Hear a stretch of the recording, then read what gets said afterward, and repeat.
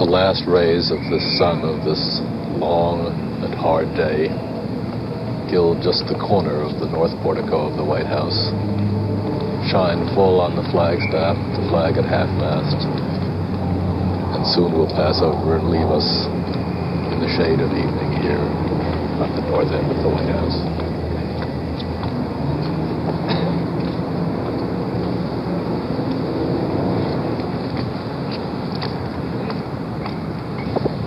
This is, once again, the grave at Arlington, with the eternal flame burning steadily, with the casket having disappeared out of sight into the ground. The eternal flame flickering brightly, sure to be a cheerful sight from now on to those crossing Memorial Bridge and casting their eyes up towards the Custis Lee Mansion, which is illuminated every night. And we're now crossing the bridge in the evening. One will see not only the brightly illuminated columns of the Lee Mansion, but the brave flickering flame, this eternal flame at the grave of John F. Kennedy.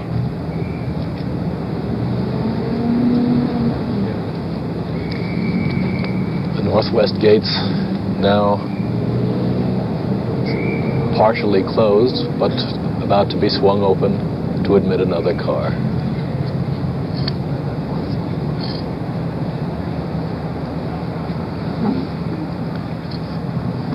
Credentials are carefully examined. Security is tight.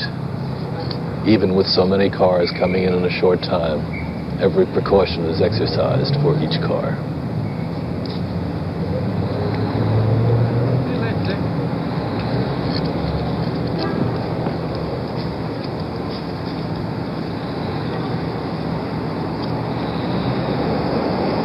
The delegation from Costa Rica approaches the north portico.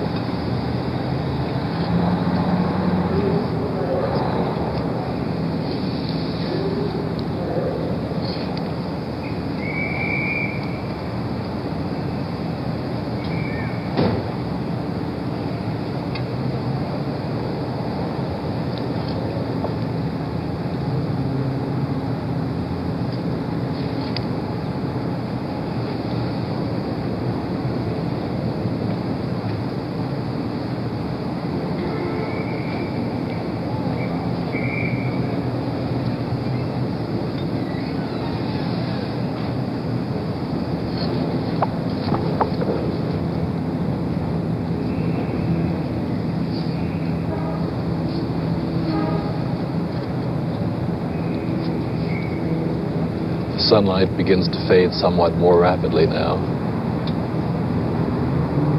It barely gilds the branches of the two great oak trees planted by President Benjamin Harrison,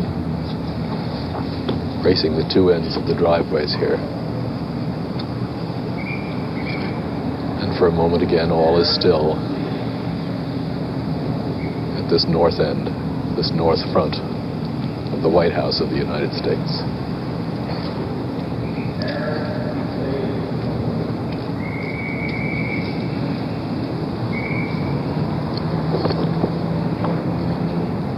And here again, of course, the grave of the late president at Arlington, with an honor guard standing there, watching over it until the last melancholy job is completed, the filling in of the grave.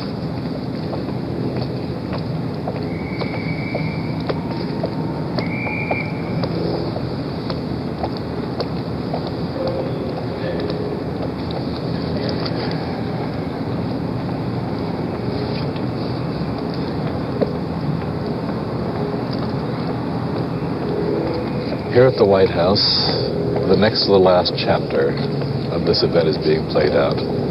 Mrs. Kennedy is meeting with the heads of state who are paying her personal condolences, conveying personal feelings of emotion and sympathy from their nations and their peoples to the widow of the late President of the United States.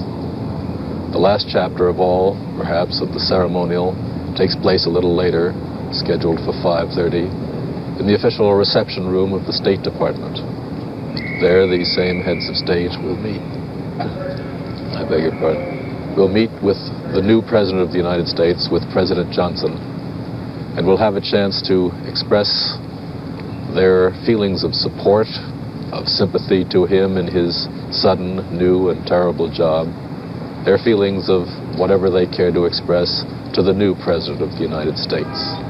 And of course, it's possible that during the course of the evening, President Johnson will have a chance to exchange a few words with some of the heads of state, a few informal words.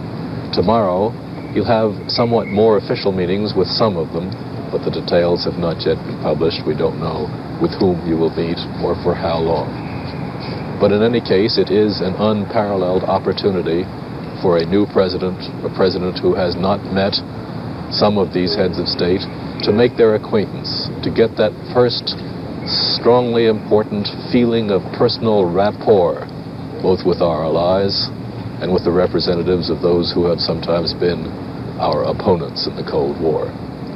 President Johnson, very much like President Kennedy, is the kind of man who likes to get the personal feel, to see what kind of people these are, to have a touching of minds with them, as President Kennedy sometimes used to say, so that when he hears from them officially, by communication, by official document, he will have some kind of feeling of what kind of person lies behind the cold words on a teletype paper or on an official sealed document, so that he'll know a little more than the official wording. He'll have some feeling of what that particular head of state, that particular person, meant by his document. It's an unparalleled opportunity. I don't know how many he will be able to meet in the few days before they all return to their countries, but it is something which will give this president perhaps an unprecedented head start as he does the difficult work of picking up the threads of government. Here at the White House, then, the personal drama, and a short time from now at the State Department, a more official government drama of contact between the rest of the world and the United States.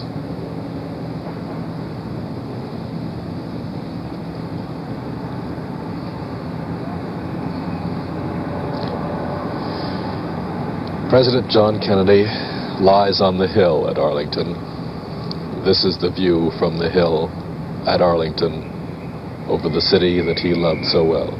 The view of Washington, of the Lincoln Memorial, and of the federal area which lies beyond it.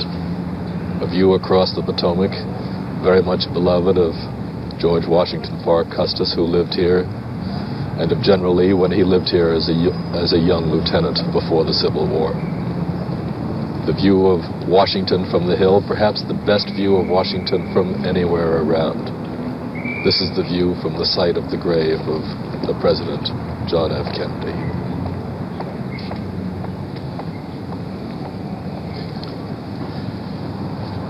Back at the White House now, the ceremonial meeting between the heads of state and Mrs. Kennedy is in progress inside the White House. It's impossible to tell at this point whether all the foreign heads of state who are going to come have arrived. They've come in such mixed confusion, some of them together, some of them separately, that it's hard to tell. Occasionally, the gates at the northwest end of the drive are thrown open, and we think another delegation is about to come in, but usually the cars have turned off to the right, carrying not delegations to see Mrs. Kennedy, but members of the official family of the White House, members of the staff, some of the president's aides and advisors, bearing them not into the White House proper where the reception is going on, but into the West Executive Wing where the work of the White House is done. Some of them to return to the press office, some to the office of the advisors and the counsel to the president, some of them even to take up new positions downstairs in the Situation Room where the President of the United States is kept in touch with affairs all around the world. There's been sort of a gap, a hiatus in the official life of the White House. Now personnel, the lifeblood of the presidency, is flowing back to the White House. The White House will resume its full tempo of action. But on the front, at the north portico, the north front of the White House, all is at the moment quiet and restful. Black draped door, the only sign of the momentous events of the past few days here at this north end of the White House.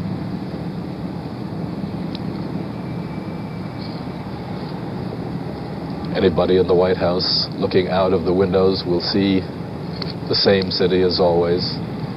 Traffic has diminished somewhat. It's a quieter day than it started out to be.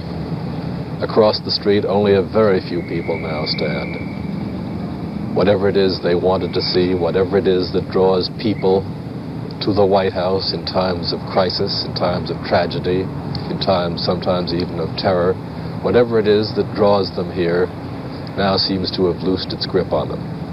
And most of the people who've come here, sometimes simply to stare at the building when nothing else was to be seen, most of the people have now gone to their homes to think over what they've seen, what they've heard, what they've known during the past few days, and what they've lost. So it's quiet, very quiet now at the North Portico.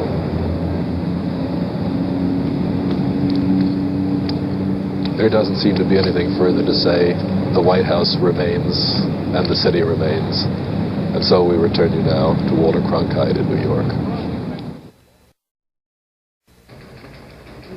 Along with Washington and America, the world mourned today. Millions of Europeans on both sides of the Iron Curtain watched at least part of the funeral of President Kennedy on television, relayed by a communication satellite from Washington.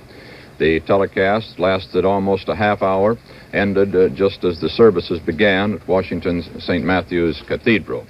In Moscow, Russian viewers saw the late president as well in a campaign speech delivered in Los Angeles in 1960. Films of his meeting with Khrushchev in Vienna in 1961 also were shown, and then today's services.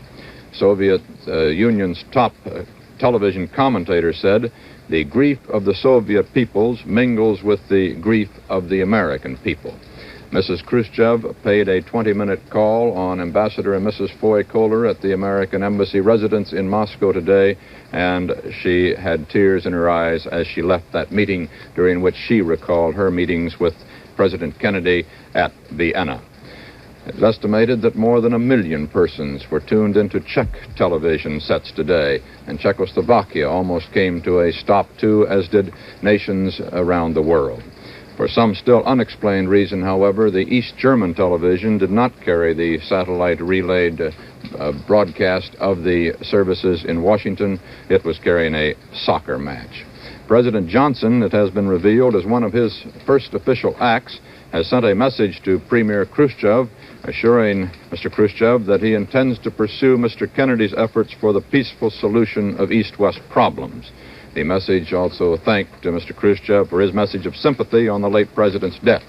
Moscow radio broadcast President Johnson's message. There was no suggestion in that message as to a possible meeting with Premier Khrushchev, a meeting that has been suggested by diplomats and statesmen on both sides of the Iron Curtain.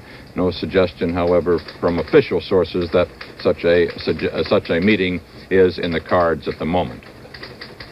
Memorial services were held around the world today at the same hour and moment, in many cases, as they were being held in Washington. Mr. Kennedy's entire family of brothers and sisters and his mother were at the services, as you saw, in Washington. Missing only were his father, Mr. Joseph P. Kennedy, and his grandmother, Mrs. John F. Fitzgerald. Mr. Kennedy, we have been told, was bearing up as well as expected. He watched part of the services by television. He did take a drive today, as is his daily habit.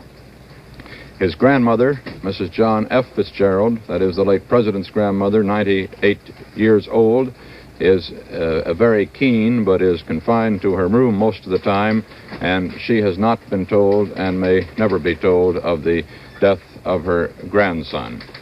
She is the widow of the former Boston mayor. You probably remember John Honey Fitzgerald. Almost at the same hour as the president was being laid to rest at Arlington National Cemetery, there were being held 2 other funerals. One, a somewhat official one, with a police honor guard in Dallas, Texas, for Detective Sergeant J.D. Tippett, the policeman who Lee Harvey Oswald was accused of shooting in his flight from the assassination scene. And there was another funeral with no ceremony in Fort Worth Texas this afternoon, Lee Harvey Oswald himself was taken to a bare plot under Secret Service guard. We have been told no further details of that as yet. Let's go to Dallas now for developments there today. Dan Rather reporting. We have just returned from seeing a complete motion picture of the moments preceding and the moments of President Kennedy's assassination and the shooting of Texas Governor John Connally. Here is what the motion picture shows. The automobile, the black Lincoln convertible with the top down, carrying in the front seat 2 Secret Service agents, in the middle or jump seat Governor and Mrs. Connally, and in the rear seat President and Mrs. Kennedy, made a turn off of Houston Street on the fringe of downtown Dallas onto Elm Street. This was a left turn and was made right in front of the building from which the assassin's bullet was fired. After making the turn and going about 35 yards from the corner of the building, 6 stories up, in which the assassin had a window open, and keep in mind here that President Kennedy and Governor Connally are seated both on the same side of the car, on the side facing the building. Mrs. Kennedy and Mrs. Connally are on the side of the car away from the assassin. About 35 yards from the base of the building, President Kennedy, in the film, put his hand up to the right side of his face, the side facing the assassin. He seemingly wanted to brush back his hair or perhaps rub his eyebrow. Mrs. Kennedy, at this moment, was looking away or looking straight ahead. She was not looking at her husband.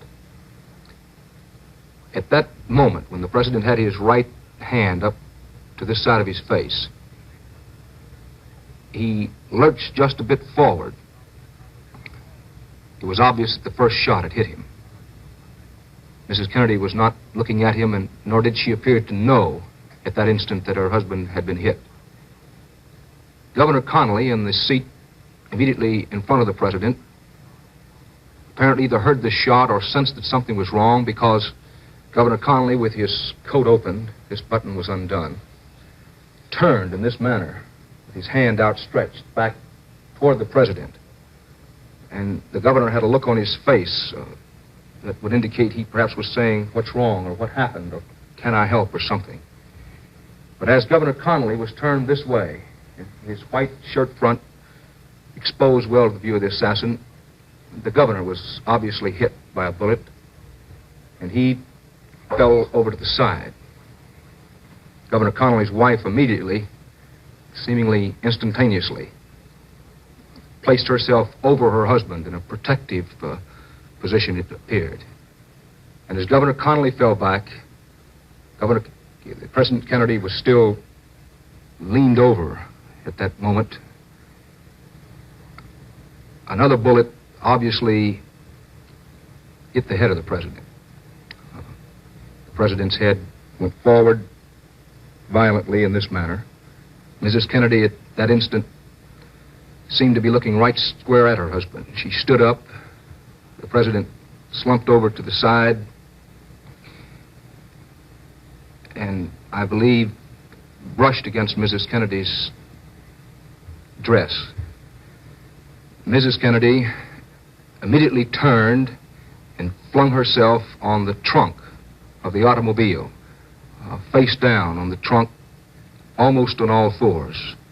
The First Lady appeared to be either frantically trying to get the Secret Service man who was riding on the bumper of the car, the single Secret Service man riding on that bumper, to come into the car or to tell him what had happened, or perhaps from the picture it appeared she might have been trying to get out of the car some way.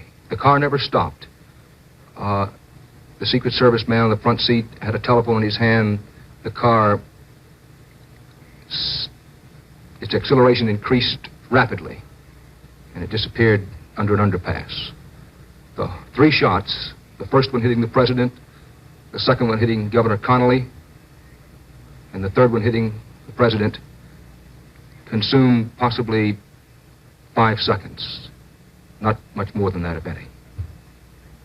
That is the scene shown in about 20 seconds of film that the FBI has in its possession. The film was taken by an amateur photographer who was in a very advantageous position and who had his camera trained on the president's car from the time it made the turn in front of the assassin until it disappeared on its way to the hospital. This is Dan Rather in Dallas. A most remarkable story. Governor Connolly, who was injured, as you heard Dan report again, as we all know, is recovering very well. His doctors say they are pleased with his progress. He was up for a while today. He said he did not feel up to watching President Kennedy's funeral services on television, however. Wagoner Carr, the Attorney General of the state of Texas, was in Washington for the services today, and he made a news announcement just a short while ago that the state of Texas will set up a court of inquiry to present all of the facts in the assassination of the president. There are a lot of facts which are beginning to come to light. One that will bear considerable investigation was a trip that Lee Harvey Oswald made to Mexico City, September the 26th. It was confirmed that he did cross the border. Customs agents have a record of that. They said that they understood at the time he was under surveillance of other federal agencies, but would not comment further. At any rate, he went to Mexico City. There, the story is picked up by a Mexico City newspaper, the Excelsior. Excelsior says that Oswald paid a call on both the Cuban and the Soviet Union embassies, consulates in Mexico City, requested visas for travel to those countries. When he was told that visas would take 3 weeks to a month or more to process by their foreign services, he grew angry, according to Excelsior, at both of the consulates, stomped out, and apparently returned to the United States immediately. There's some question in some people's minds as to how Oswald, who seemed to have few personal resources, few funds, could afford such a trip that would run about a week's salary at the rate he was making at the Texas textbook depository, the warehouse building from whose window he is alleged to have shot the president.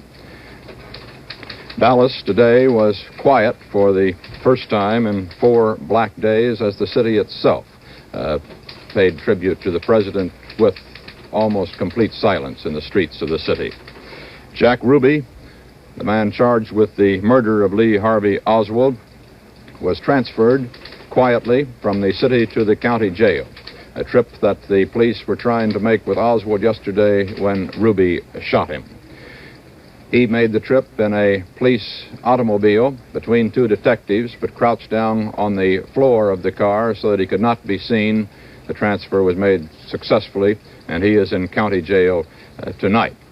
His attorney, Tom Howard, says that he will plead temporary insanity for his client, and a policeman says that Ruby is now claiming that he shot Oswald because he wanted to spare Mrs. Kennedy a trip back to Texas to testify in the case of Oswald. This only the word of a policeman who claims he got it from Oswald today. Oswald is said to be in reasonably good spirits. He is said to have slept well last night. He is under constant guard around the clock by a policeman and an FBI agent. Dallas District Attorney Henry Wade today confirmed reports that police had found a map in Lee Oswald's room, a map with cross marks on it showing various points along President Kennedy's trip through Dallas, and a line that corresponded to the path of the bullet from the Texas textbook depository building to almost the exact point in the street where the president was shot. Wade has confirmed again that he will ask the death penalty for Ruby. He has said because shooting a handcuffed man deserves the death penalty. Dallas joined the nation in mourning, as we reported today, for President Kennedy and also for one of its own, the sergeant who was killed by Lee Oswald, according to the allegations, as Oswald fled from the assassination scene, J.D. Tippit. And as we have reported also, there was a third funeral in the Dallas-Fort Worth area today. They are laying to rest Lee Henry Oswald. Apparently, from our first indications there, almost secretly and without ceremony. He was taken from Dallas to Fort Worth, a Fort Worth funeral home earlier today in great secrecy, guarded by the Secret Service and by police, who said they feared an attempt at desecrating the body of the alleged assassin. Up to a late hour this afternoon, he had not been visited by his mother or his Russian-born wife. Along with that continuing FBI investigation of all that was behind the assassination, an investigation that may go on for weeks or months, there's now talk of, as well as the Texas State inquiry, of a top-level congressional investigation. Louisiana Representative Hale Boggs says that he thinks there should be an inquiry on the federal congressional level, particularly now that the accused assassin is dead and the full facts cannot be brought before the public in a public trial. Meanwhile, another congressman, Ohio Republican William Ayers, says that he'll introduce a bill making it a federal crime for any assault upon the president, vice president, or any cabinet official. Perhaps, as you know by now, there is no such federal statute at the moment. This was one of the reasons why the FBI had to stand aside, in a sense, in Dallas and permit the original parts of the investigation to be conducted by the Dallas police. Ayers says that such a law would enable the FBI to take immediate jurisdiction in any such future cases. Praise God, there are none. The slaying of President Kennedy was, of course, under the present law that, as we said, left jurisdiction to the states. There also will be other repercussions on Capitol Hill, immediate repercussions, such as we reported to you yesterday, a new look at the regulations and laws that permit the sale of guns almost indiscriminately by mail-order houses in the United States of America. This reporter has some other notes scribbled down today as the news flowed in on this day of great grief. The business of government must go on, of course, and our ambassador to that sensitive area of the world, South Vietnam, did not even stay in Washington for the funeral services today. The State Department and President Johnson thought it better that he get immediately back to his post in Saigon, so he took off earlier today. The House of Representatives met today. It had not, of course, thought when it adjourned on last Thursday afternoon that any such tragedy as this was going to overtake it. And since it had set noon today, almost the time of the funeral services for the president, as a moment to reconvene, it had to do so. And there was no one there except one man appointed by Speaker John McCormick, who is now next in line to the presidency of the United States. Speaker McCormick appointed Representative Jim Wright of Texas to call the House to order and to immediately adjourn it again. Jim Wright was one of those who was in the presidential party through his trip through Texas and at the tragic moment in Dallas.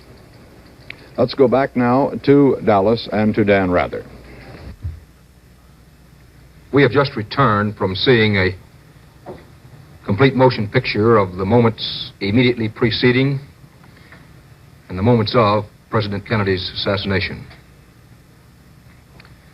The motion picture shows the limousine carrying in the front seat 2 Secret Service men, in the middle or jump seat Governor and Mrs. John Connally of Texas, and in the rear seat President and Mrs. Kennedy, a single Secret Service man standing on the back bumper. The top of the black Lincoln convertible down. Car made a turn, a left turn off of Houston Street onto Elm Street on the fringe of Dallas's downtown area. That turn made directly below the 6th floor window from which the assassin's bullets came. After the left turn was completed, the automobile, with only one car in front of it, a Secret Service car immediately in front, the president's car proceeded about 35 yards from the base of the building in which the assassin was. President Kennedy and Governor Connally were seated on the same side of the open car, the side facing the building. Mrs. Kennedy and Mrs. Connally on the side of the car opposite the assassin. President Kennedy is clearly shown to put his right hand up to the side of his face as if to either brush back his hair or perhaps rub his eyebrow. Mrs. Kennedy at that instant is looking away, that is, not looking at the president. At almost that instant, when the president has his hand up to the side of his face, he lurches forward, something in this manner. The first shot had hit him. Mrs. Kennedy appeared not to notice. But Governor Connally, in the seat right in front of the president, and by the way, the governor had his suit coat open. His suit was not buttoned. Perhaps he either heard the shot or somehow he knew that something was wrong, because the picture shows just after that first shot hit the president, the governor turned in something in this manner with his right arm outstretched back toward the president, as if to say what's wrong or what happened or say something, and exposed the entire white front shirt of the governor to the full view of the assassin's window.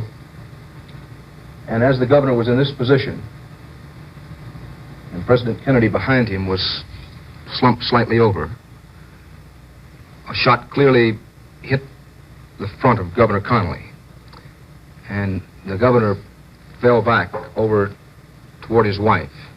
Mrs. Connally immediately put herself over her husband in a protective position, and as she did so, in the back seat, this time with Mrs. Kennedy's eyes apparently right on her husband, the second shot, the third shot in all, the second shot hit the president's head. His head went forward in a violent motion, pushing it down like this. Mrs. Kennedy was on her feet immediately. The president fell over in this direction.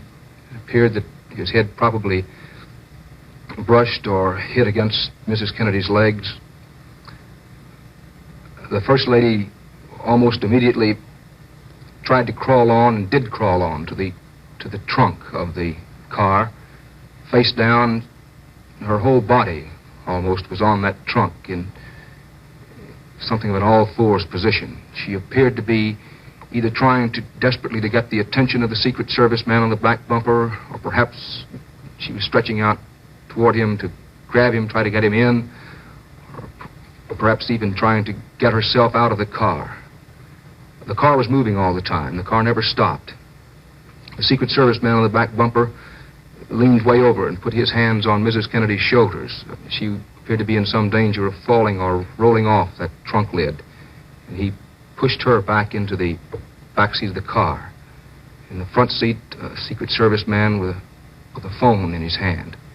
And the car speeded up and sped away. It never stopped. The car never paused. That's what the film of the assassination showed. The film was taken by an amateur photographer who had placed himself in an advantageous position. 8mm color film.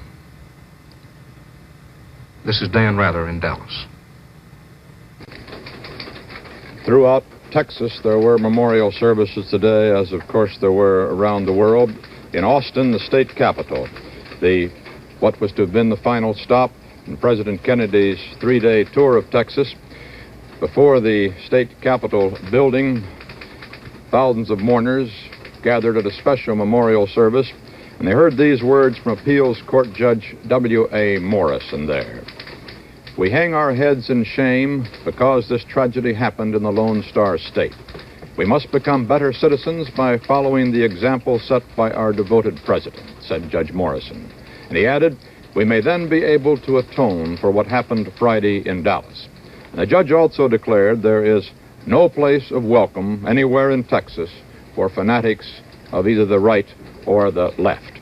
In Houston, Texas, in Our Lady of Guadalupe Church, a candle will burn in perpetual tribute to the president.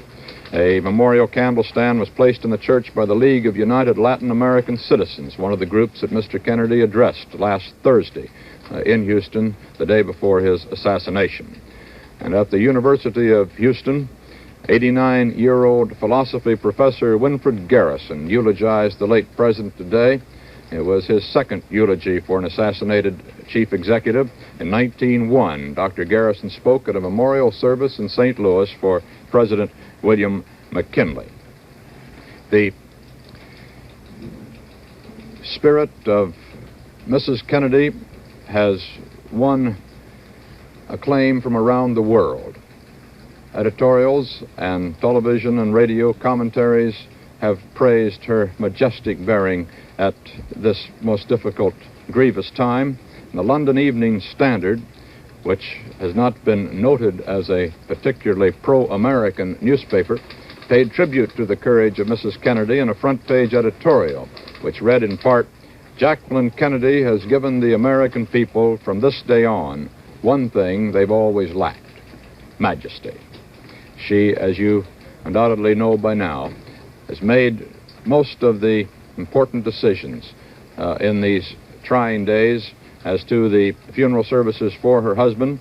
Historians and researchers gave her personally the plans for previous presidential funerals, and from them she decided how her departed husband was to be laid to rest. Let's go back to the White House now, where George Herman is standing by.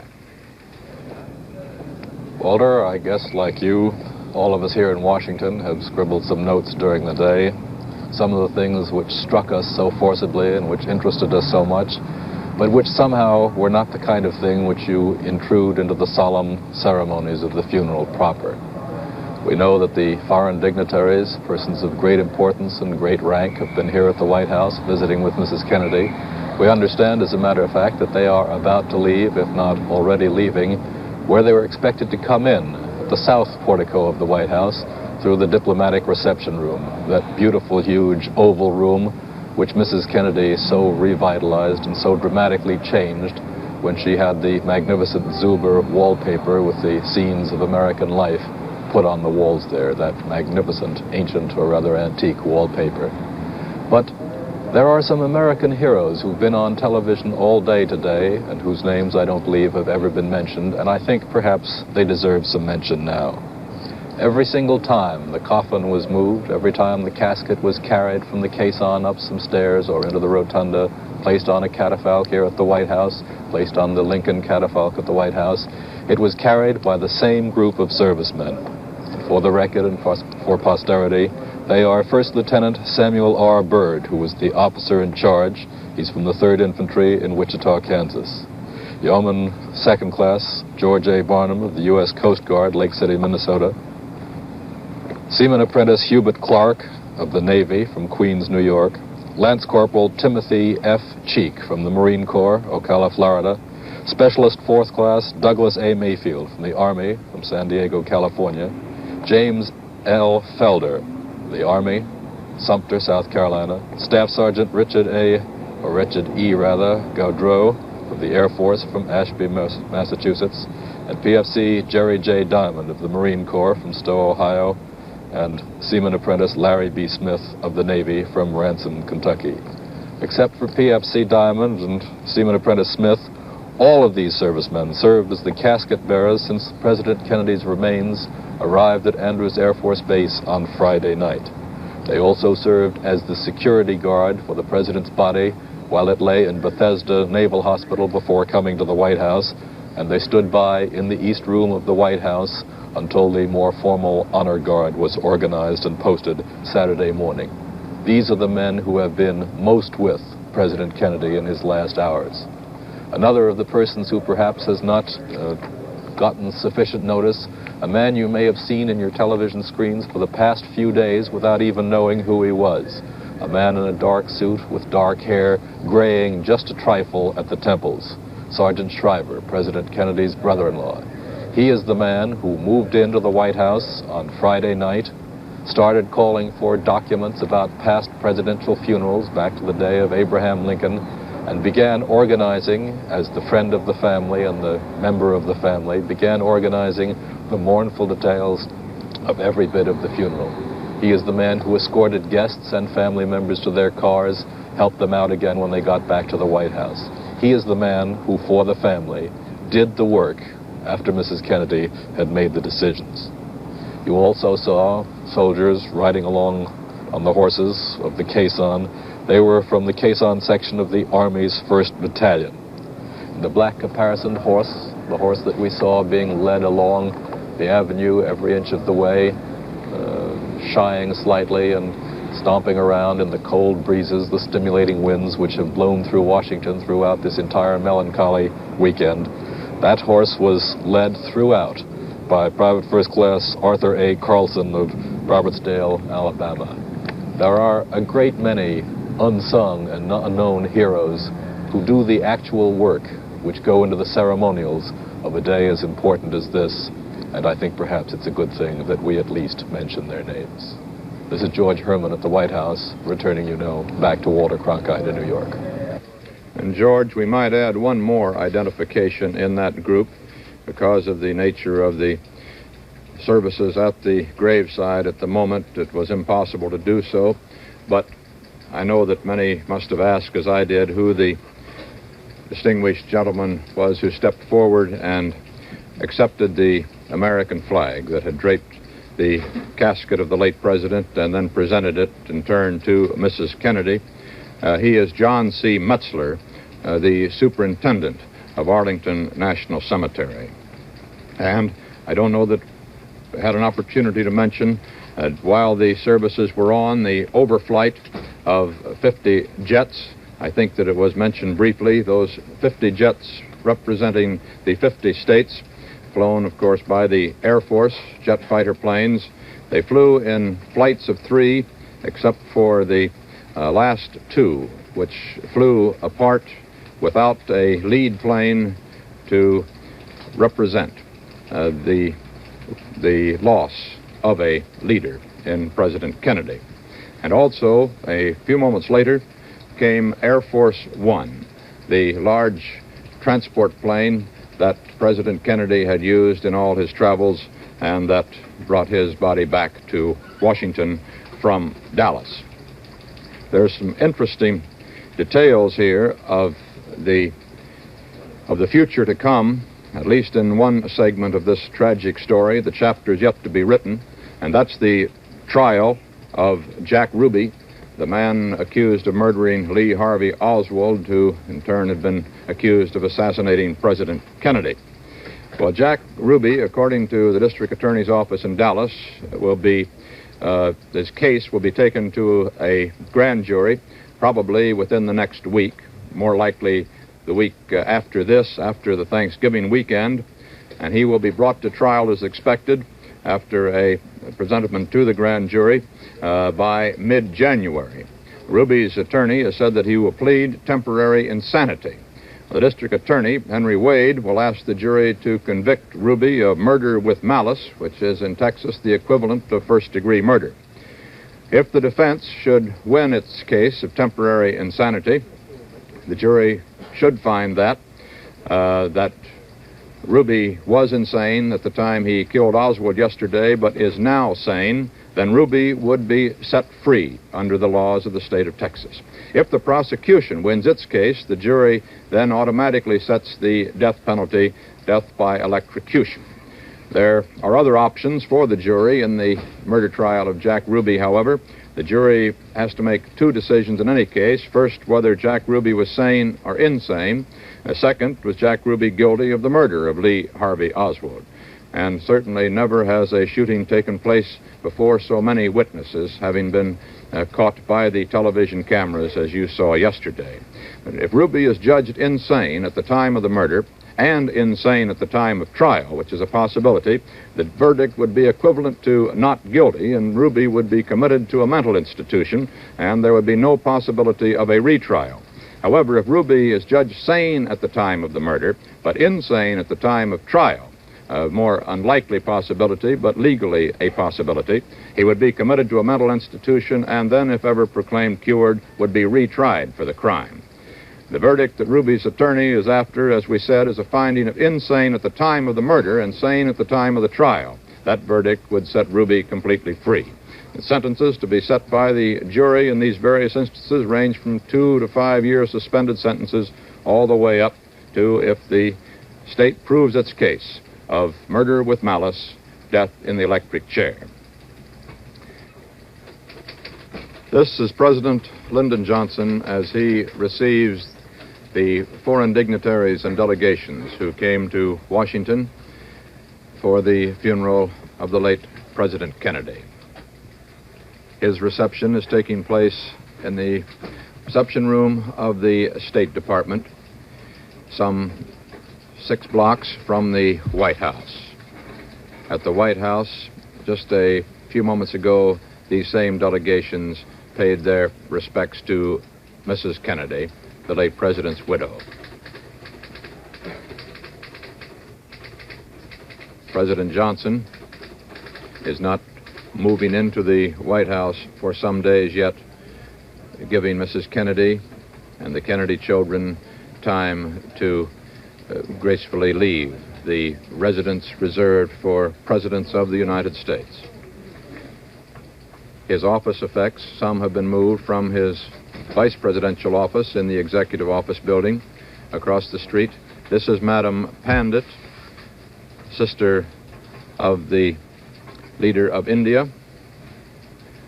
And now we can go to Washington to our State Department reporter, Marvin Kalb.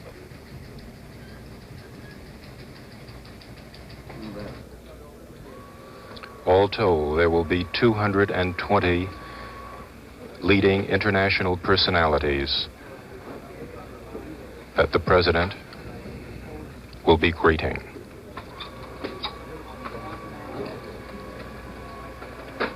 Eight heads of state among them, and 10 prime ministers.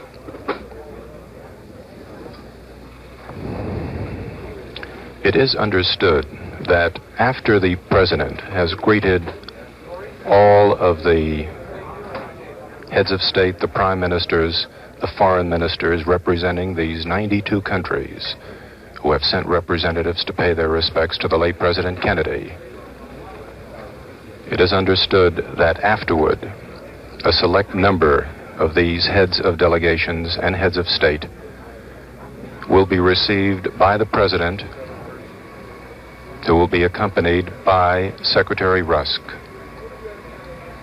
and possibly Undersecretary of State George Ball downstairs on the 7th floor in the Secretary's office, there for the President to have an opportunity, first, of meeting these people personally, and secondly, to exchange some words of substance. That is a direct quote from one of the spokesmen of the State Department. It is very difficult, they point out here, in a 10 or 15-minute discussion to get into basic issues of substance. It is understood, however, that the President has already, in his hectic 2.5 days in office, been briefed as extensively as possible by McGeorge Bundy, now his chief for national security at the White House, and by Secretary Rusk on major troubled spots around the world, so that when the President does meet, as is expected, the Chancellor of West Germany, Ludwig Erhard, either later tonight or tomorrow for a 10 or 15-minute session, he will have been briefed on the major topic of substance that must be discussed with him, as indeed he has been briefed on the major topic of substance to be discussed with all of the heads of state. and heads of delegations.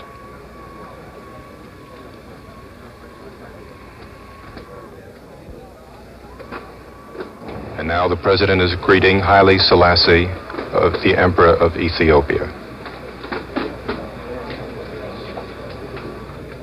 With the President is the Chief of State Department Protocol, Ambassador Anger Biddleduk.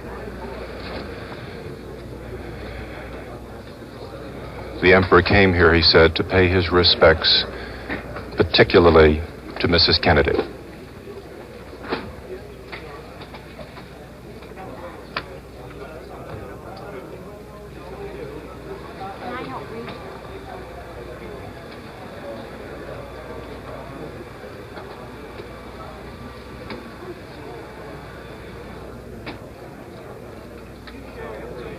This is the rest of the Ethiopian delegation. The Ethiopian ambassador now greeting the President.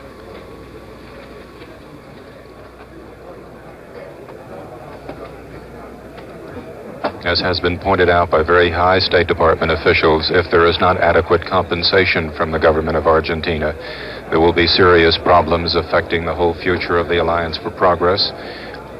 Mrs. Johnson has just come over with the President.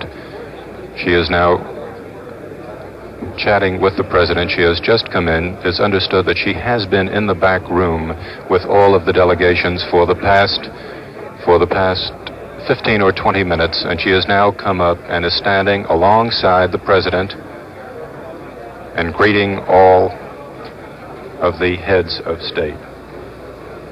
The general who just came through is Chung-hee Park, the President of Korea, who has just been elected to that office after leading or helping to lead a military junta against Syngman Rhee 2-3 years ago. Approaching the President now, to the left of your screen, is the representation of the Ivory Coast. The President of the National Assembly, Philippe Yassi. This is one of the 4 delegations, by the way, that just arrived this afternoon, very, very late. Approaching right now and greeting the President is the First Deputy Prime Minister of the Soviet Union, Anastas Mikoyan, followed by the Soviet Ambassador, who is just to the left of the screen, entering right now, Anatoly Dobrinin. Mr. Mikoyan shaking hands rather extendedly, the President now asking him to move over to one side to get the full picture value of this meeting, translating the words of the First Deputy Prime Minister Anastas Mikoyan, conveying the sentiments of the Prime Minister of the Soviet Union, Mr. Nikita Khrushchev, who has said in his cable, not only of condolences, that he would like to see the foreign policy of John F. Kennedy continued. Ambassador Dobrinin now talking and chatting, the President asking Secretary Rusk, possibly one of the meetings that will be set up later tonight will be with the head of the Soviet delegation, Mr. Anastas Mikoyan, who was here last almost a year ago. In fact, just about a year ago. And at that time, it was right after the missile crisis. Mr. Mikoyan was here for about a week before he went to Cuba for 3 or 4 weeks to try to seek Castro's cooperation.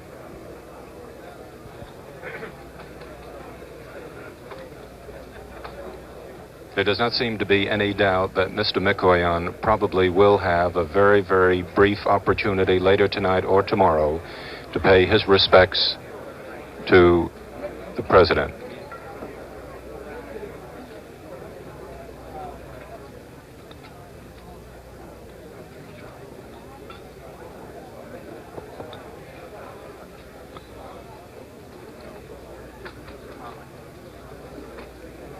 The delegate of Somali now greeting the Secretary and walking on.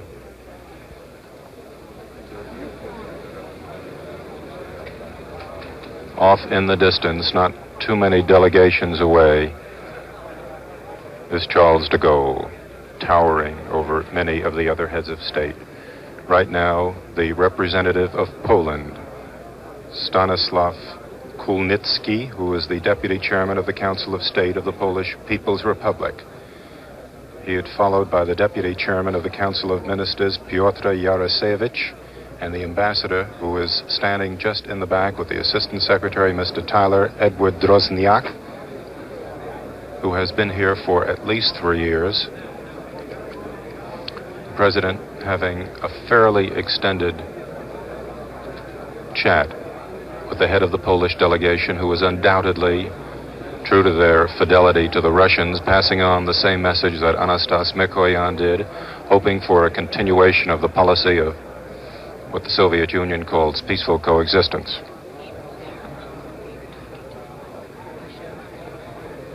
Just to the left of where the president is standing, the Undersecretary of State, Averil Harriman, is having a fairly extended conversation right now with Harold Wilson, the head of the British Labour Party, and the Undersecretary of State, Averil Harriman, with Anastas Mikoyan.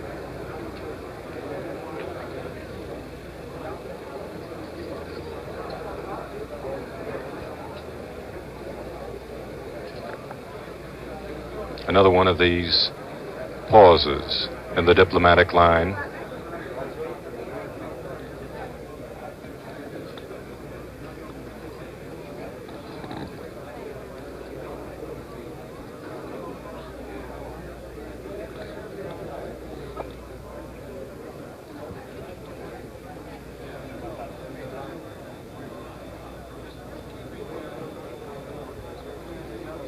It is understood from a number of sources here at the State Department that a good many of the heads of delegations will be leaving tomorrow.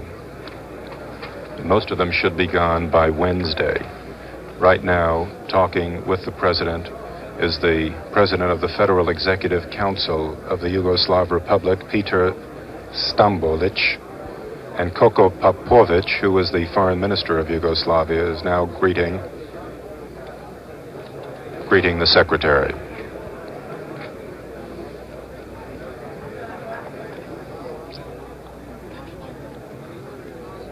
Marshal Tito of Yugoslavia, over the Intervision Eurovision television network to the United States on Saturday, expressed in English his very deep grief over the assassination of President Kennedy, and sent this very high-level delegation here to pay their respects to the new president, who is now turning to his side and chatting with Ambassador Andrew Biddle-Duke, his head and chief of protocol.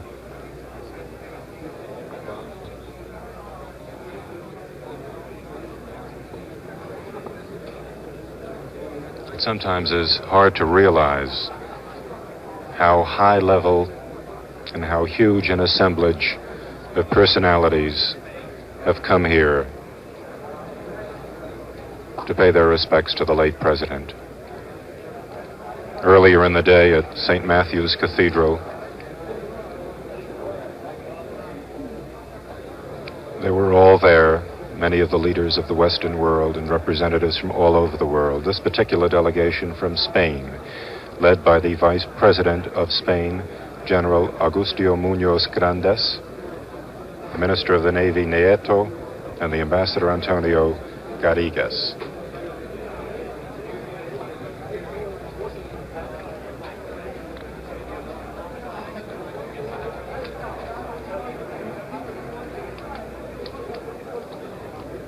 Right now, another delegation from Latin America, from Colombia, Alberto Llaras Camargo, the former president of Colombia, in fact, with his ambassador, Eduardo Uribe.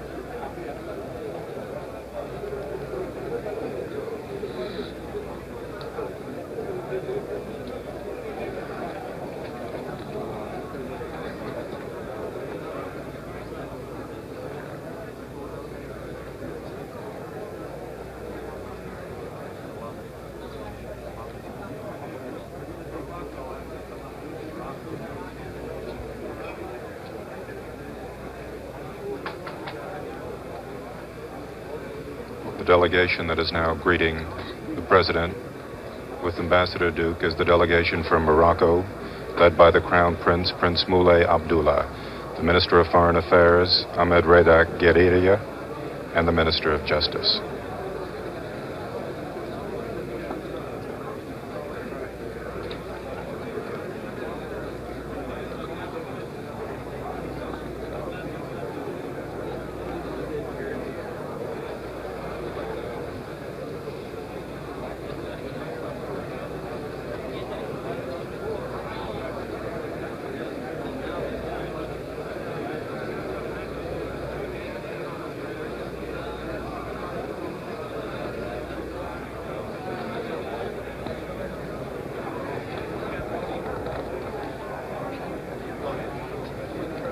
Right now, the delegation from Cambodia is approaching the President.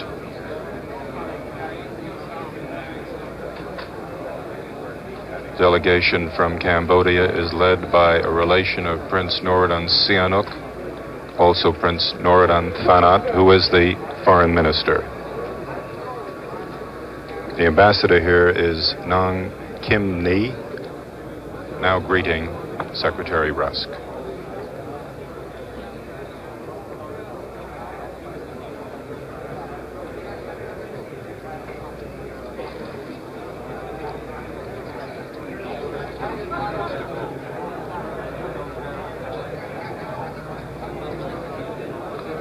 One of the leading individuals who has still not come through is General de Gaulle of France.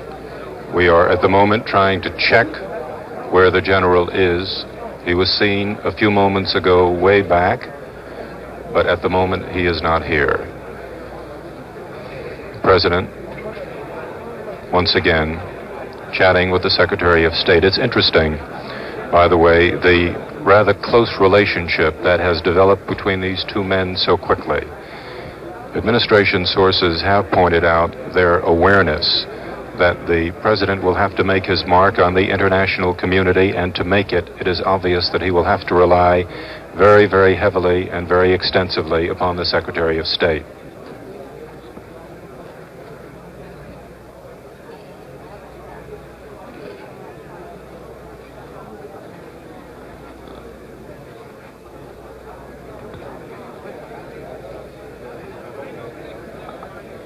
Even when he was Vice President, Mr. Johnson, who is now walking over and conversing with his wife, who is chatting. She is hidden by the President right now with Queen Frederica.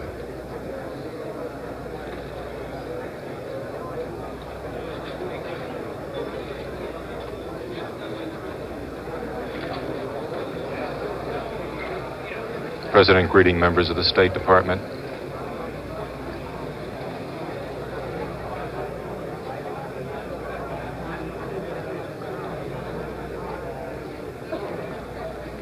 At the moment, the President, Secretary Rusk, and a number of members of State Department have gone into the other room. I can see through the door the former ambassador of the United States to India, John Kenneth Galbraith, who has come down from Harvard. It is understood he is working fairly closely, although quite unofficially, with members of the Johnson administration. He was very quick in Cambridge to volunteer his services to the new administration, and apparently those services have been accepted.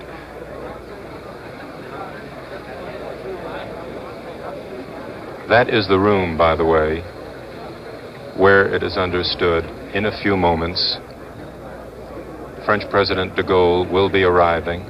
The door is now being closed, as you see. The President there with leading members of his administration, leading members of the State Department, and having a private chat.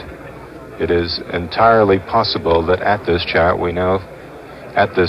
the President with the Secretary will decide which of the heads of delegations they will have their formal 15 and 20-minute conversations with later in the day. It is indeed possible, as we notice now, groups of delegations walking back into that reception room, that the President may be having these conversations right now, even before the buffet part of this reception gets started.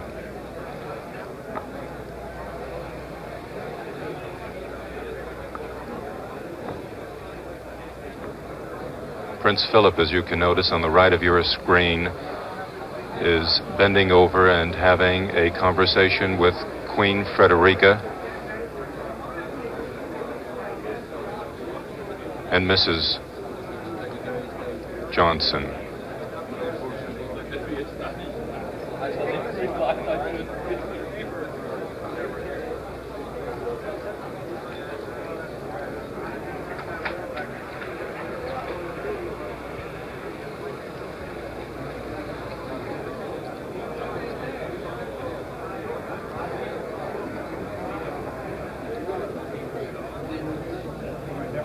The President is going to devote a good part of his day tomorrow to seeing other heads of state and delegations. And late tomorrow afternoon, it is understood, will be devoting most of his time to preparing his address to a joint session of Congress on Wednesday. Prince Philip still chatting with Queen Frederica.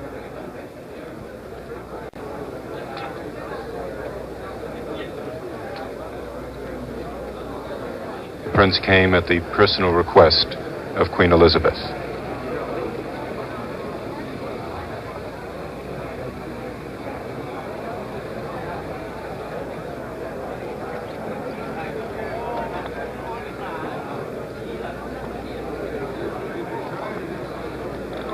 This, by the way, is the only settee in this particular room.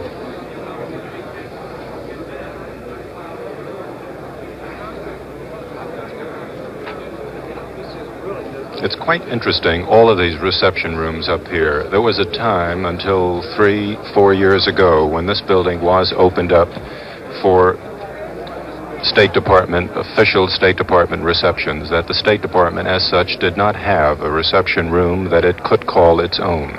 It was always going off into various hotels or trying to borrow state reception rooms and executive wings of the White House in order to hold its functions. But when this building was opened, they decided to devote the top floor, this 8th floor, specifically to formal receptions, diplomatic receptions organized and run by the State Department. This particular room here is very heavily done up in the tapestry of early Americana. There is in the corner of the room, you do see it, but you cannot make out the portrait. It is in the top left-hand corner, the portrait, the famous portrait of Thomas Jefferson.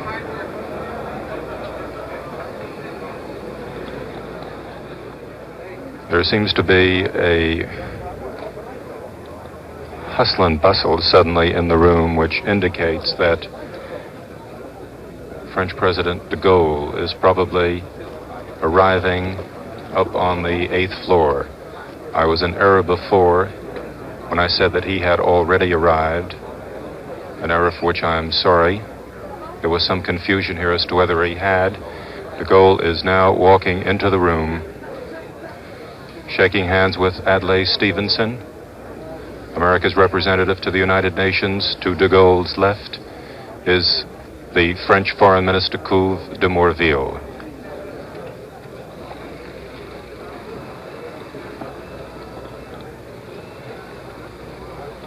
It is interesting that the French president came in the other door, whereas the president is in the early Americana room on the left. I assume that someone has already gone in to inform him that French President de Gaulle is out here. It is understood that de Gaulle has just put on his glasses and is entering the room where President Johnson is, shaking hands with Ambassador Williams, the Assistant Secretary of State, and entering the room now.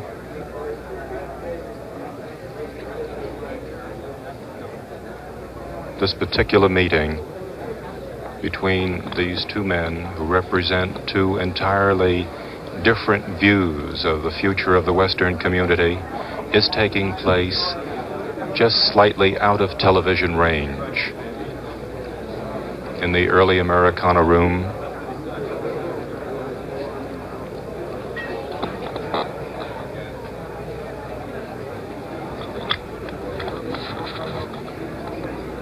President undoubtedly, or as we understand it now, he did get a bit fatigued and decided to go inside out of the heat of the television lights into this other room.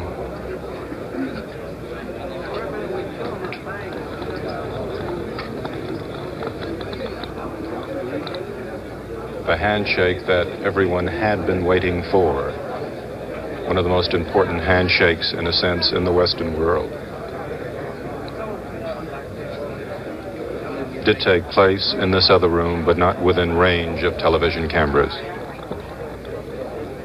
It is understood that a number of State Department aides have gone into the room to try to ask both presidents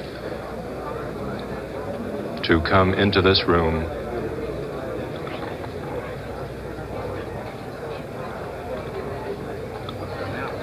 There in the right-hand corner of the screen, sadly, Stevenson, Princess Beatrix, and Uthant.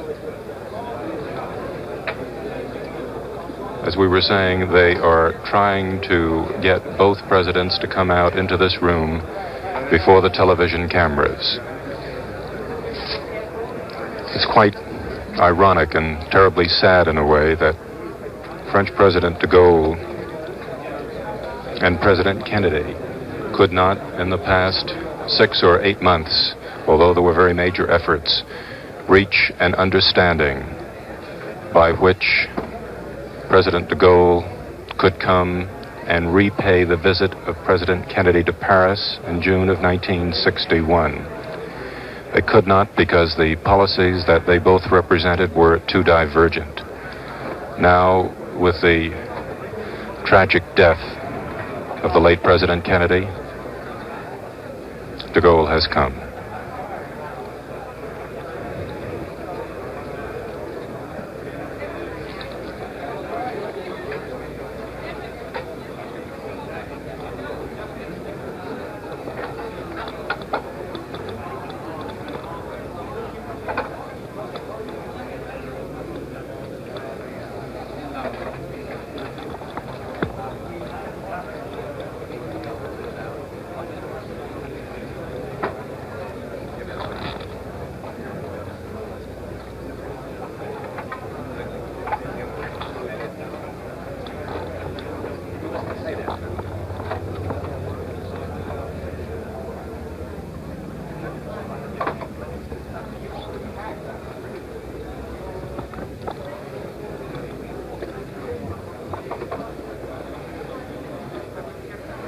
French President de Gaulle meeting right now in the early Americana room here on the 8th floor with President Johnson. President de Gaulle ruling a major Western country now longer than any other Western leader. They are having, it is understood, a preliminary chat right now in that room. The French president, who is said to be very tired, is going to go downstairs with the president into Secretary Rusk's office and have a 20-minute conversation. This is not called a negotiation. This is not even called a discussion. It is only called a conversation by this room loaded with some of the most skilled diplomats in the world.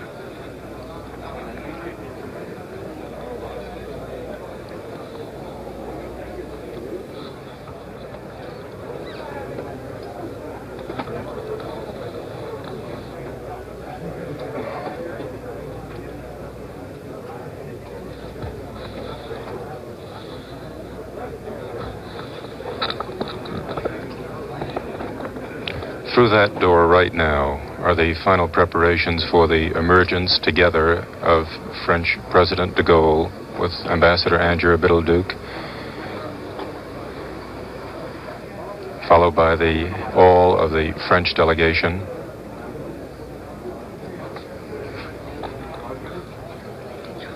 He is now conversing very, very briefly with Mrs. Johnson.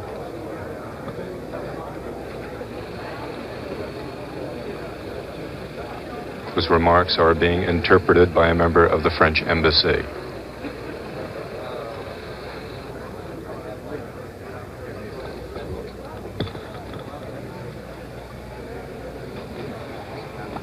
behind this very pleasant conversation is a business conversation between the Undersecretary of State, George Ball, and the French Foreign Minister, Couve de Mourville. It is understood that after this exchange of pleasantries, the French president will go down one floor to the 7th floor to Secretary Rusk's office, there to meet privately for 20 minutes with President Johnson. The French president then plans to leave directly for Paris later tonight. This is a particular picture that Mrs. Johnson and French President de Gaulle both clearly wanted.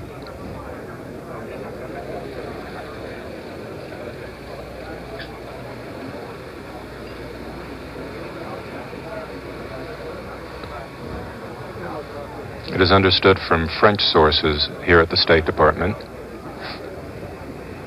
French experts at the State Department, and from French sources at the French Embassy, that General de Gaulle decided to come here not only to pay his respects to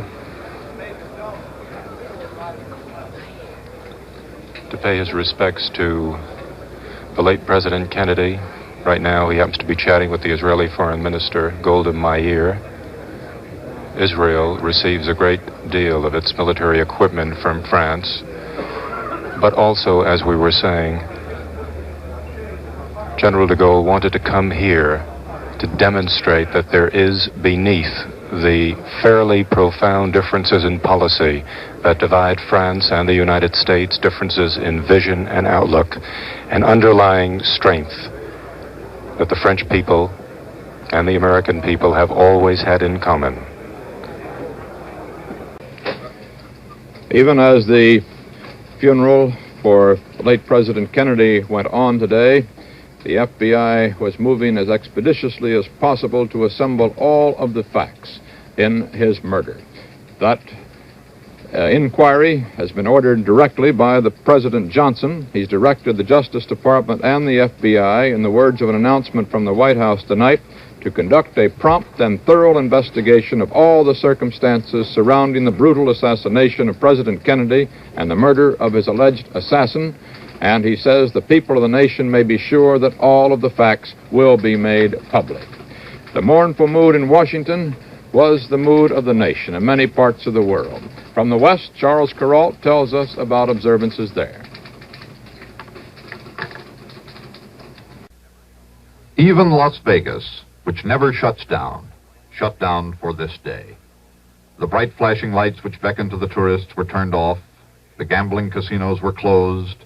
The machines and tables silent. The croupiers joining Americans of more prosaic calling in watching television, watching the somber funeral march so far away. Here in Los Angeles, the churches of all the faiths were filled. At St. Vincent's Church, Monsignor Patrick J. Dignan said, "This great Christian merited that God should purify him with the subtle poison of glory." And as in every city, there were a multitude of people who paid their tribute not in a congregation of others, but alone. The great sprawling city of Los Angeles was washed in sunshine today, but few people ventured out. On some of its principal streets, Los Angeles was utterly silent.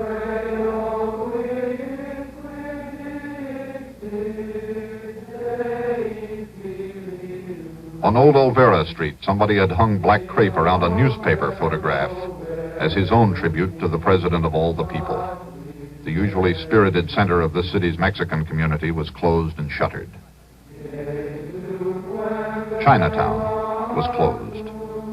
Almost nobody was to be seen on the streets.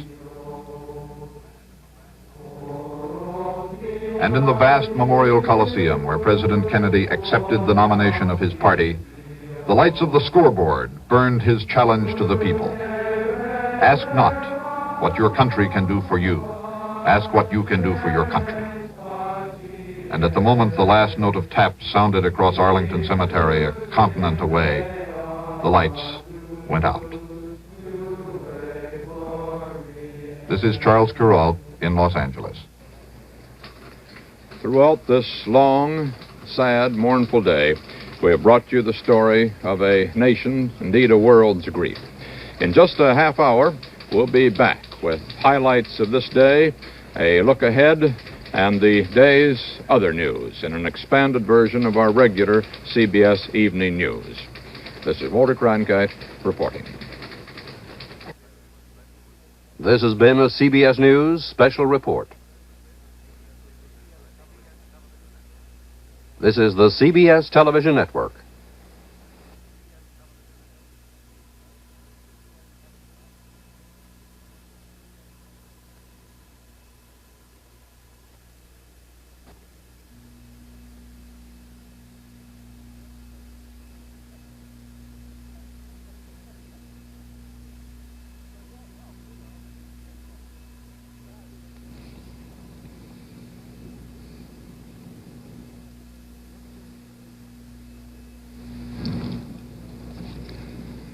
What does anybody want to assassinate me for?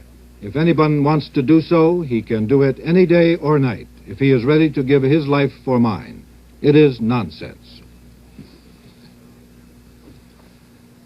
It was Abraham Lincoln who said that. The murder of a president, the murder of his alleged murderer, no one can yet evaluate these acts. In quieter times, historians will make their evaluation of what all this means. What we do know now is that one president succeeds another, that America goes on, that the death of one man, however high in station, cannot stop the momentum of this nation. One man died, but 190 million Americans live. The country goes on, the presidency goes on. The crazed man who slew the president did not kill America or the presidency. He killed John Fitzgerald Kennedy. Perhaps 20 or 100 years from now, we will know exactly what America has lost. More probably, we will never quite know. There's no use trying to talk reasonably about assassination. Reasonable men, however much they may differ in their opinions, do not murder one another. In the history of America, 4 of 36 presidents have been assassinated. Abraham Lincoln, James Garfield, William McKinley, John Kennedy. Unsuccessful assassination attempts were made against Andrew Jackson, Theodore Roosevelt, Franklin Roosevelt, and Harry Truman. These are the men who attempted to kill the President of the United States. Richard Lawrence tried to kill President Andrew Jackson. He was undoubtedly mad. Among other delusions, he called himself King Richard III of England and America, since he believed that the United States in 1835 was still a British possession. He had been politically inflamed by some of the strong anti-Jackson speeches in Washington, but his actions reflected no group or party. At a distance of 13 feet from President Jackson, Lawrence pulled the trigger of his first pistol, which misfired and dropped. President Jackson then charged his would-be killer. As the president came within 1 foot of Richard Lawrence, the madman fired again, but the second pistol also failed. There was an attempt to lynch this assassin, but the case did go to trial. Lawrence was defended by Francis Scott Key, who wrote the Star-Spangled Banner. Key claimed that his client was insane, a claim that was supported by Lawrence's own behavior. Lawrence said that the court was not qualified to try him. He said, "I claim the crown of the United States, likewise the crown of Great Britain, and I am superior to this court." He was imprisoned for life. Charles Julius Guiteau was an evangelist, an insurance salesman, a lawyer, author, and publisher. In 1880, he campaigned vigorously for the election of James Garfield, who was to become the 20th President of the United States. Guiteau wrote a political pamphlet which he felt was a decisive factor in Garfield's election. Guiteau expected to be named either ambassador to Austria or to become consul in Paris. He was a religious fanatic who was, in his own words, in the employ of Jesus Christ and Company, the very ablest and strongest firm in the universe. At one time, he also believed himself to be the Prime Minister of Britain. Guiteau purchased an elegant pistol in a Washington store in June of 1881, the best one he could find so that it would look good in a museum. On June 12th, he had an opportunity to shoot President Garfield in a church. Guiteau later said that he could not think of a better place to shoot a scoundrel, but decided against it because he might injure somebody else. On July 2nd, at a Washington Railway depot, Guiteau strolled up to the President of the U.S. and shot him in the back. The people in the station made a move to lynch Guiteau, but he was taken to prison, where he started a new book called The Life and Theology of Charles Guiteau, prepared by himself. He was tried 5 months after the assassination. The atmosphere was feverish. One of Guiteau's guards attempted to kill the assassin through the window of his cell. While being transferred from jail to court, Guiteau was fired at by a drunk who missed him. In the courtroom, Guiteau said, "I come here in the capacity of an agent of the deity in this matter." His defense was insanity. After an hour and 5 minutes of deliberation, the jury found him sane and guilty. He was hanged before a crowd of people, some of whom paid $300 for the privilege of seeing the execution. He went to his death mumbling religious doggerel that he had written in jail. On Friday, September 6, 1901, Leon Czolgosz shot President William McKinley. Czolgosz was an anarchist who suffered a profound mental breakdown 3 years before he killed the president, but he had received neither diagnosis nor treatment. He purchased a pistol in a store in Buffalo, New York. This is a photograph taken just 15 minutes before the shooting. President McKinley awaiting the public in a reception line. A few feet away, Czolgosz waited with a handkerchief thrown over the pistol as if it were a bandage. At one point, he wandered out of line, but a guard pushed him back. When the assassin reached him, McKinley offered his right hand. Czolgosz pushed it aside with his left hand and fired twice at the president. Czolgosz was kicked, beaten, almost bayoneted. He was later searched. In addition to the usual personal effects, a rubber baby's nipple was found in his pockets. Czolgosz's trial was brief. He had no defense attorneys until 2 days before the trial. The defendant refused to take an interest in the proceedings. He did not take the stand on his own behalf. His attorneys did not plead insanity. He was electrocuted. His last words were, "I killed the president because he was the enemy of the good people, the good working people. I am not sorry for my crime."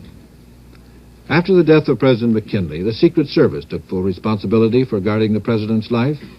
And between September 6, 1901 and November 22, 1963, no president was killed. But attempts were made at 3 different times.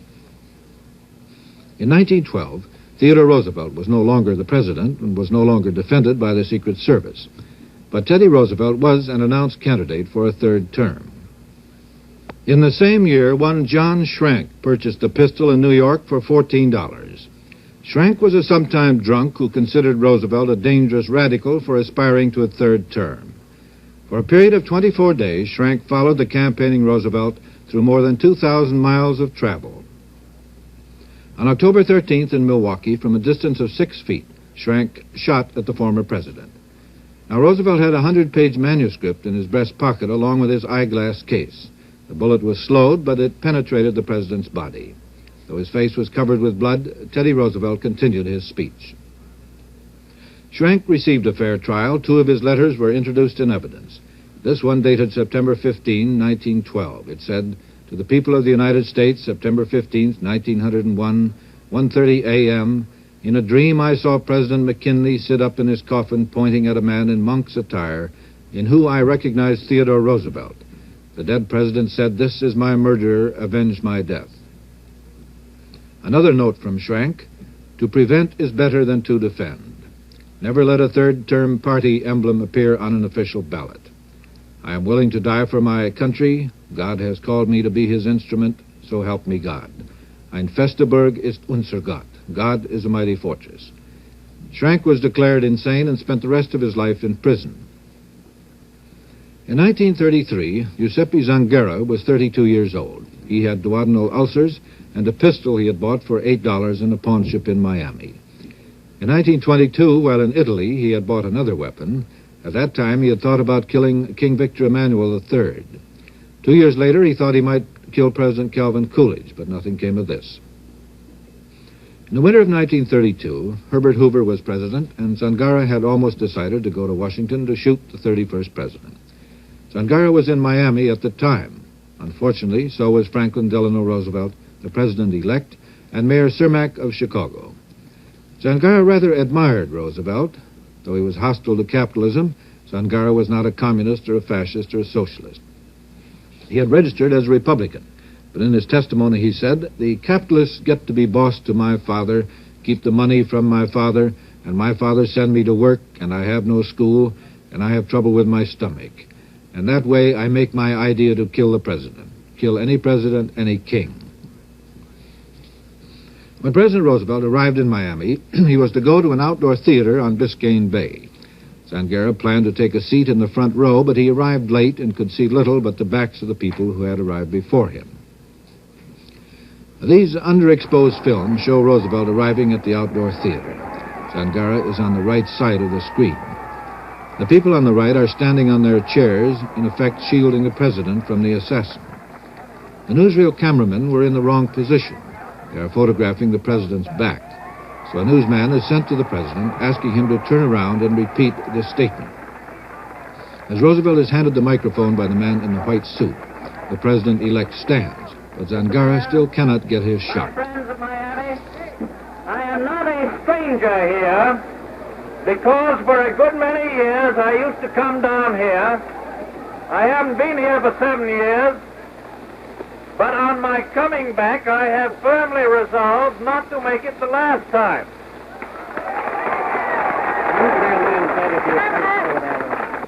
And to see all of you, and to have another wonderful 10 days or 2 weeks in Florida waters. Many thanks.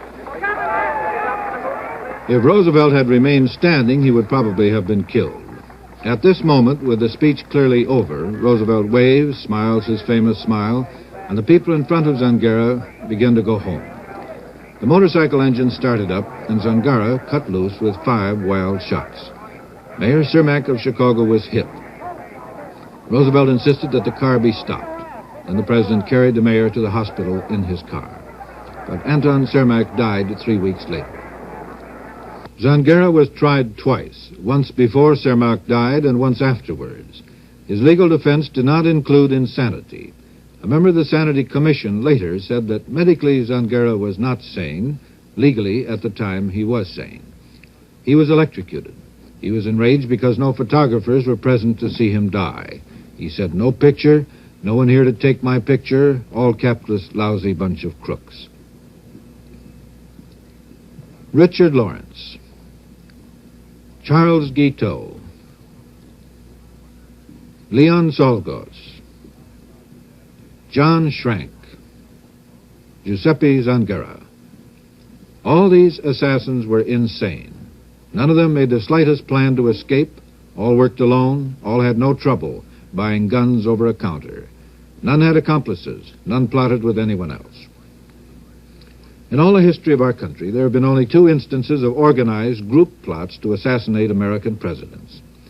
Assassination conspiracies are better known in Asia, the Near East, or South America than in Europe and the U.S.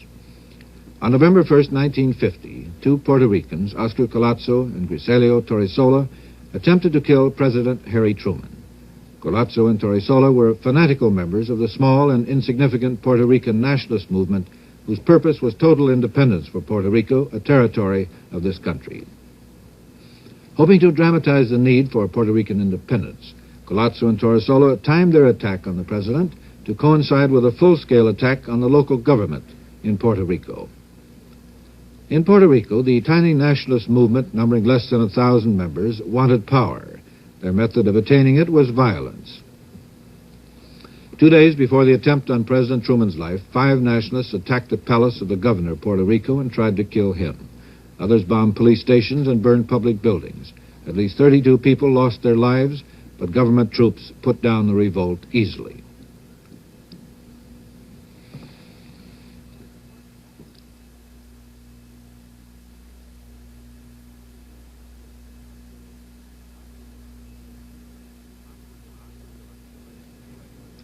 Oscar Collazo was an intellectual who never went farther than the 8th grade of public school, but he had read American and South American history intensively. He later taught himself Latin and read Cicero. Griselio Torresola was married or had lived with a number of women. He was an expert gunman. Both men came from Puerto Rico to the slums of the west side of New York. Whatever their connection may have been to the Puerto Rican nationalist movement, they were appalled by the status of the Puerto Rican in continental America. Collazo believed that the United States was a colonist nation which exploited Puerto Ricans in their native island and gave Puerto Ricans in New York only the lowest rung on the social and economic ladder. If there was beauty in America, Colazzo saw none of it in the West Side slums of New York. In 1950, the White House was undergoing extensive renovation. Only the facade of the building was standing. Behind the outer walls, the building had been scooped out and was being entirely rebuilt. President Truman and his family had moved to the Blair House, a government building across the street used to accommodate visiting dignitaries. Colazzo arrived in Washington with a new suit, bought because, in his words, a man wanted to look nice when he went away on a trip. As part of his luggage, Torrisolo had a recently purchased Luger pistol. He bought a P-38 automatic pistol for $35 and gave that to Colazzo. In a hotel room in Washington, Torrisolo tried to teach Colazzo how to use the weapon. There are a number of safety catches on this pistol. Colazzo, the intellectual, did not learn the basic steps needed to prepare the weapon for firing. When he fired first at a guard, he did not disengage the safety lock. The gun clicked instead of firing, and the guard was alerted. Their plan was simply to shoot their way into Blair House, find President Truman, and kill him. Altogether, Colazzo got off 9 shots, one of which struck a policeman in the leg. Torrisolo's marksmanship was better. He killed one guard, wounded another. But while reloading, he was killed by a guard whom he had mortally wounded. Colazzo, badly wounded, lay on the sidewalk. A few minutes later, he was moved to a nearby hospital, and he was placed under heavy guard.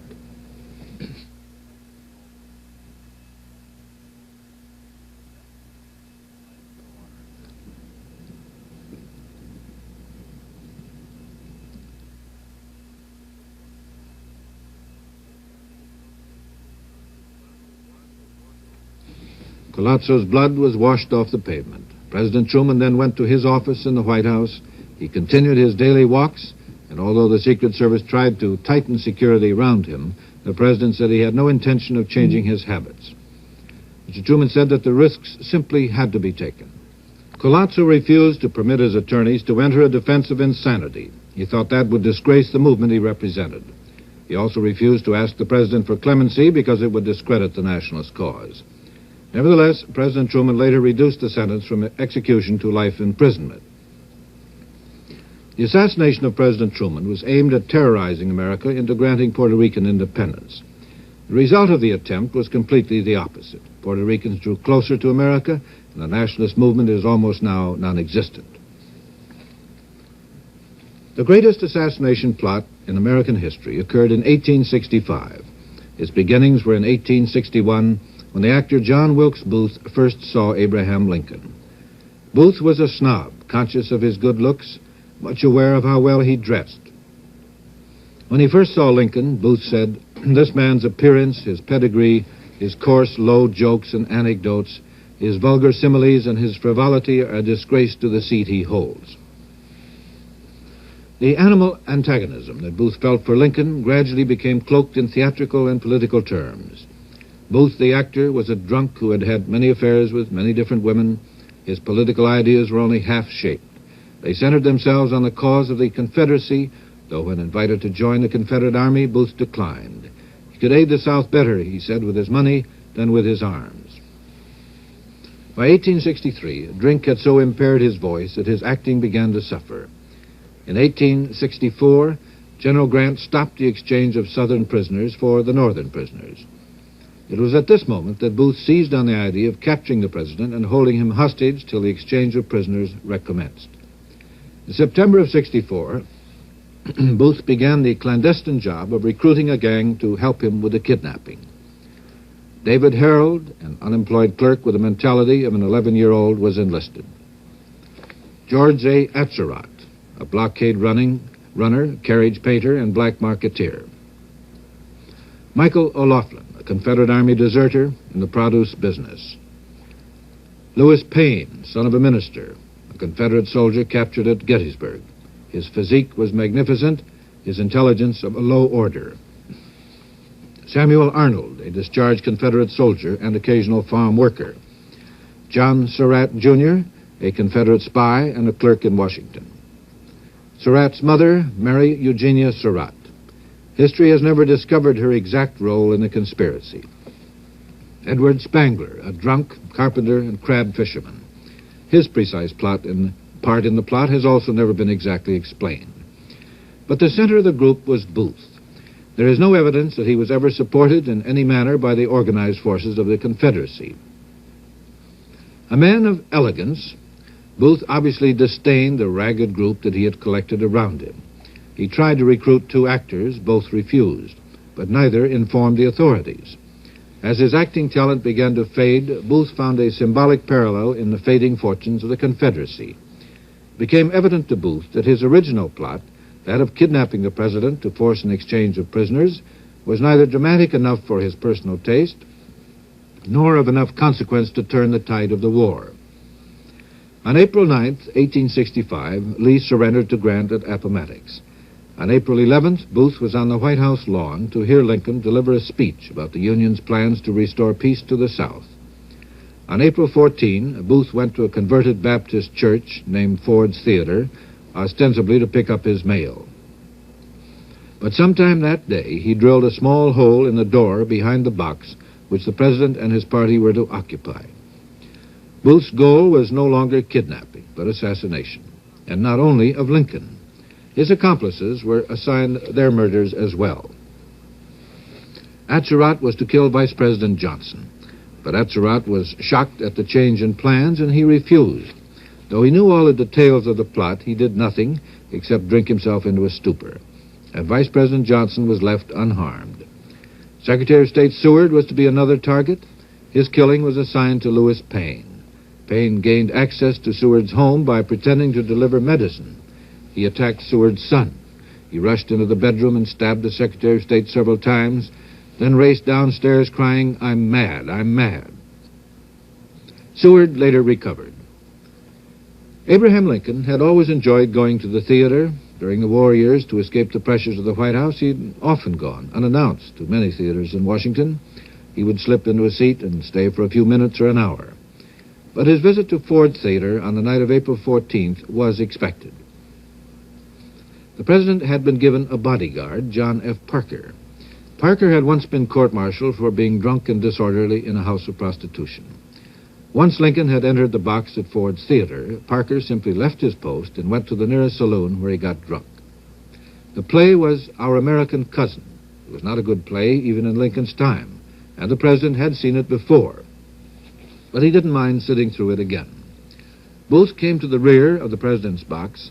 With a single-shot, 8-ounce brass Derringer pistol, he fired. The bullet struck the president in the head.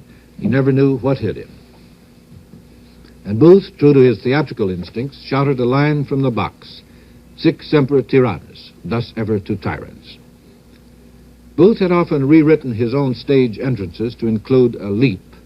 Once, while playing Richard III, he had written in a leap and had ordered a springboard to catapult him on stage.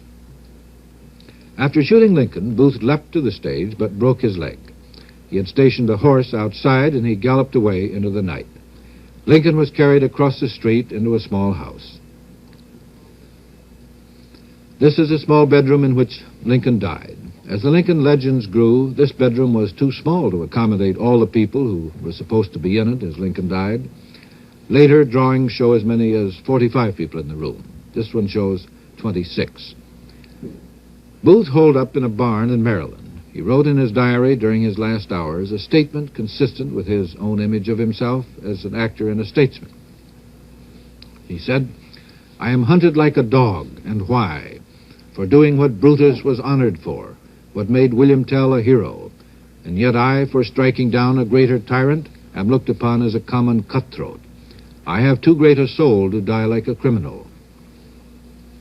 At 2 o'clock in the morning of April 26, soldiers surrounded the barn where he was hiding. Their orders were not to shoot, but to take Booth alive. Booth refused to come out. The barn was set afire.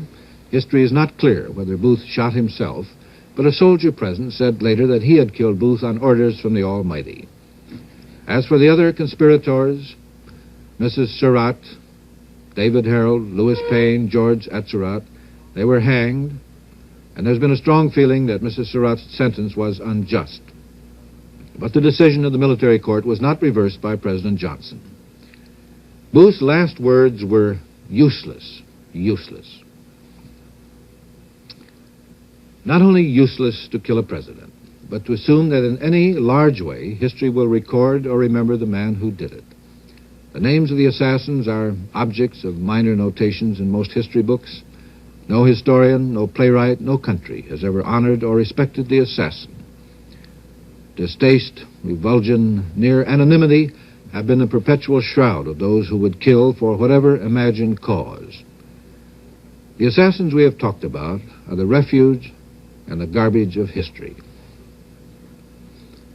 All those assassins were men tortured and consumed by hatred. They hated life and society. Perhaps at bottom they hated themselves. They struck at the head and chief symbol of society to fulfill their own sick selves, to give their meaningless lives some kind of meaning. Perhaps it's fruitless to blame society as a whole. Such men have existed and acted in all types of society. Lee Harvey Oswald of Dallas, Texas, was like John Wilkes Booth and unlike the others in certain respects. He tried to escape the consequences of his alleged act, and like Booth, he never came to trial. The violent act of each one set off further violence. After Lincoln's death, violence and violent feeling spread deep in this country. Retribution and counter-retribution took many forms. And it is this that must not happen now after President Kennedy's death, as Chief Justice Warren warned us yesterday when he spoke beside the president's coffin. Violence can beget violence, but calm also begets calm. The days immediately ahead, therefore, will place us all on a kind of trial. The country will be on trial before a doubting world which wonders if the United States is qualified to act as a leader in the effort to bring law, stability, and peace to other countries.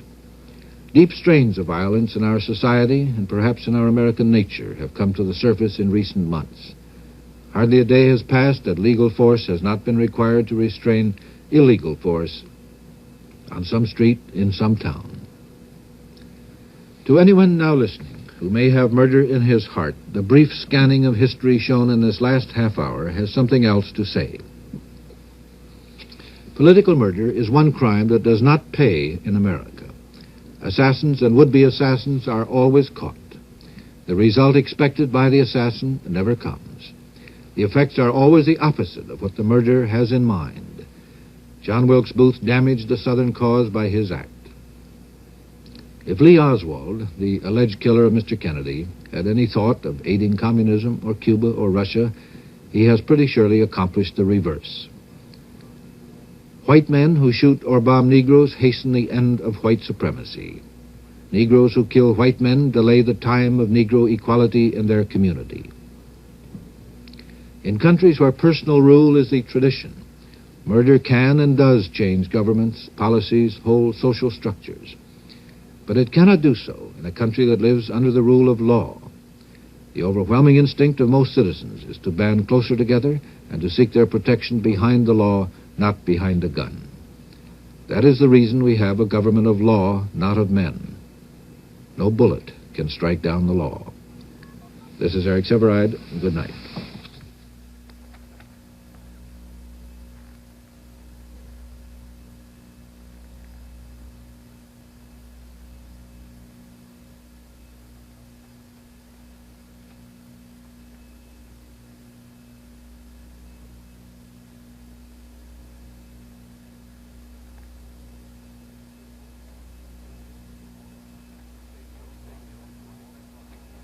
Stay tuned for a special edition of the CBS News with Walter Cronkite, an hour-long report on the important events from around the world. 1 hour from now, CBS News will present The 4 Dark Days, a comprehensive 2-hour summary of the tragic events that lead from Dallas to Arlington.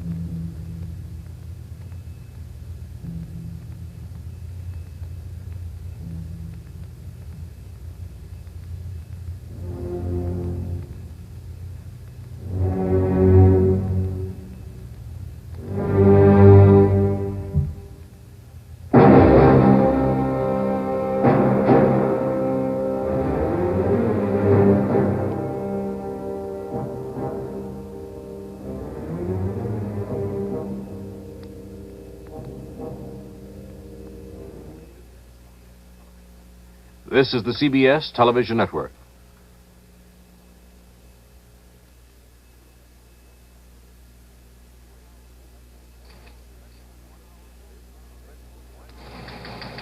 This is a special one-hour edition of the CBS Evening News with Walter Cronkite and Marvin Kalb in Washington, Roger Mudd in Washington, George Herman in Washington, Neil Strauser in Washington, Eddie Barker in Dallas, Dan Rather in Dallas, Lou Wood in Fort Worth, and Harry Reasoner at the New York Stock Exchange. Good evening. There is only, of course, really one story this evening, and in this special one-hour report, we will bring you the moving and impressive highlights of John Fitzgerald Kennedy's final journey. We'll return to the city where the great tragedy began for scenes of final tribute to another of last Friday's victims, and for a report on a community determined to rebuild a shattered image. We'll also have reports on the stepped-up investigation into the president's assassination, on the immediate plans of the Kennedy family, on our new president's first steps toward a possible summit meeting, and the return of Congress to its legislative burdens. Throughout this country and the world today, there were countless expressions of mourning and tribute to our late president. They reflected and echoed in their own way the solemn ceremonies in Washington, where more than 1 million assembled, including an unprecedented array of world statesmen, to pay final respects to President Kennedy. That ceremony began in the great rotunda of the Capitol.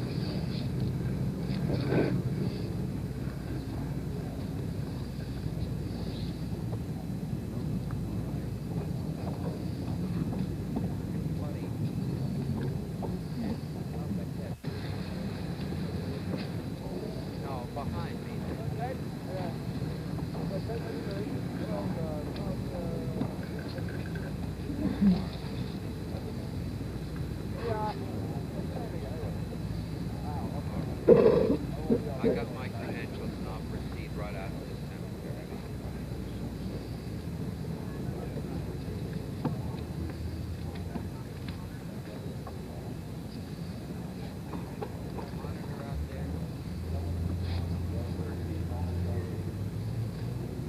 And then, with the thud of boots and the dirge of drums, the procession began.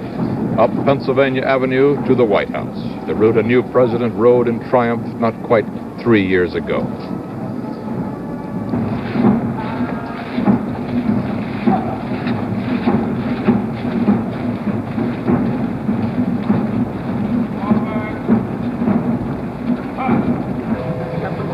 A brief stop at the White House, then Mrs. Kennedy followed the casket on foot to St. Matthew's Church.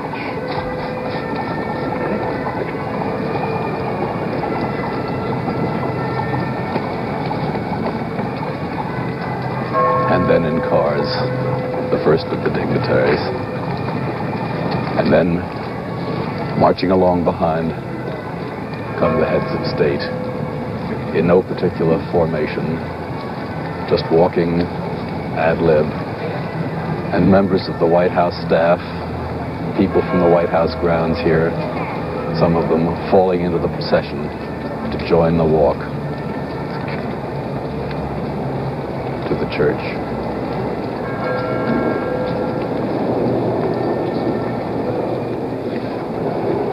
After the services, back into the cars.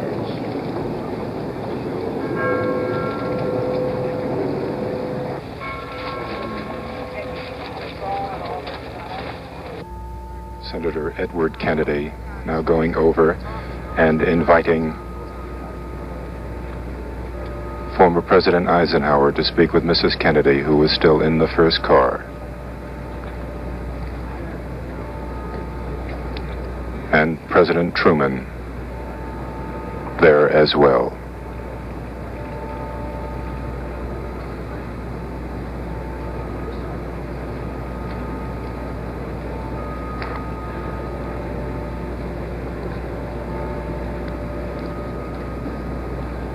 it appears as though both former presidents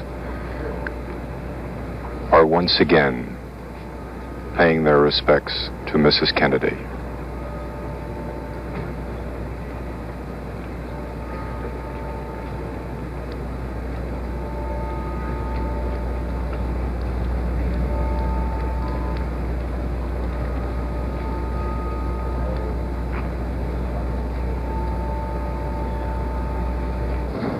Then the final mile to Arlington National Cemetery. Oh, I see. I'm going to stop it.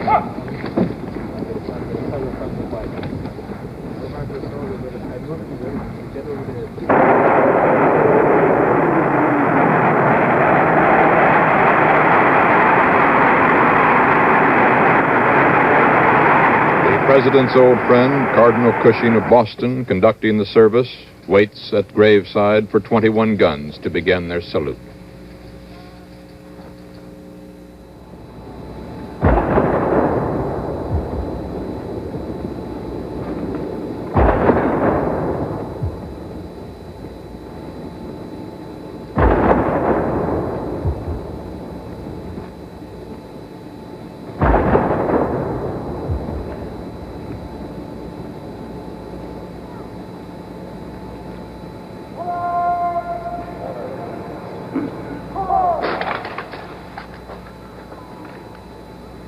Requiem aeternam Done Domine lux perpetua luceat.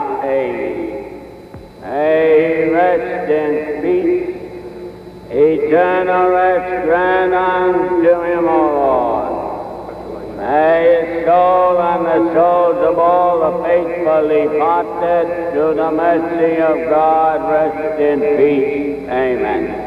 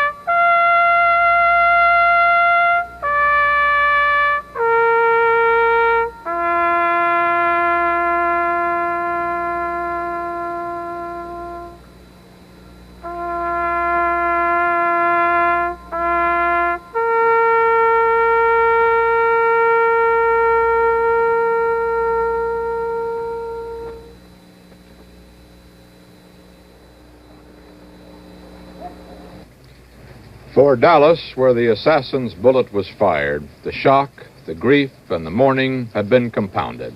Eddie Barker, news director of KRLD-TV, reports. The president is buried now, and Dallas, Texas, where John F. Kennedy died, mourns his passing. The sorrow of Dallas in 1963 duplicates the sorrow in Washington in 1865 when Lincoln was shot, and again in 1881 when Garfield was assassinated, and Buffalo when McKinley died at the turn of the century. Dallas closed its doors today, and its people talked of what has happened and why. Well, no, I'm not ashamed of Dallas. I think Dallas is a great town. I'm sorry it had to happen here, but I know that everybody pulling together, well, we'll eventually get over it here. Said many times before, I think we've lost a rather great leader. Many people were against him, many people were for him. But all in all, if so many people were against him, we vote people out of office, we don't shoot them. I still can't believe it. My wife and I just look at each other from time to time and say we just still can't believe it. But we have both vowed, and as we hope others will too, that we will be better Christians, Americans, and people as a result of this great sacrifice. It's still hard to believe that there'd be people in the United States or even the world who would do a dastardly thing such as this. I feel like that everything happens for the best, and we can all join together and just pray to God that this will awaken this country to the dangers that are encountered in this communistic ways, and just hope that we can overcome this without too much damage or to our prestige throughout the world. Well, we're all real shocked, and we just couldn't believe that anything could happen like this. We're all real sorry. It's just terrible that anything like this could happen. I just couldn't believe it happened here in Dallas. I just hope people just don't blame us for it, because Dallas didn't want it to happen. Young man like that getting killed, besides another policeman. 5 kids. What they gonna do now? They got something to do. Somebody's got to do something for him. Of course, he's all right. How about this policeman out here? That's who I've been thinking about all night. Why a man would go ahead and kill a man like that, just out of cold blood? What are we coming to? I don't believe Dallas is at fault, but we get to blame for it. See, that's the question about it. I don't believe the people of Dallas hated the administration that bad. Some of them here might differ with him in his opinion. Naturally, that's so. With all presidents, you have a difference of opinion, but not bad enough to murder. As a matter of fact, I couldn't see him spitting on Mr. Stevenson either. I believe all this stuff is cooked up out for me. I don't believe that's Dallasite stuff. I just don't believe it. I don't see how anyone could have caused this terrible heartbreak in our city. It just makes you ashamed that you live here. That's all I can say. I think that the whole world should not frown upon Dallas. As such, we should frown upon ourselves as a nation for such an occurrence. Well, just like everyone else, I guess. It's just a sad thing, you know, to happen. I worked right across the street from where it happened. And I just said the United States was such a big place for the president to come right to our door to get killed. You know, I just feel like everyone else does. I think it's terrible. But a lifelong Republican, that makes no difference. A real great man is gone, and we're all going to suffer for it. We all should. I just hope that his going helps us to realize what sort of thing we have let ourselves fall into, the way we have become, and I hope from this we can take a new birth and realize that we're letting hate undermine us and become too much a part of our life. Dallas today had even more to mourn. It held funeral services for one of its own who was a victim of Friday's tragedy, Officer J.D. Tippit, fatally wounded, attempting to arrest the alleged assassin in his flight. Bill Mercer of KRLD-TV reports. The Commander-in-Chief of the United States, and here Officer Tippit, and the suspect for both those killings, have all died.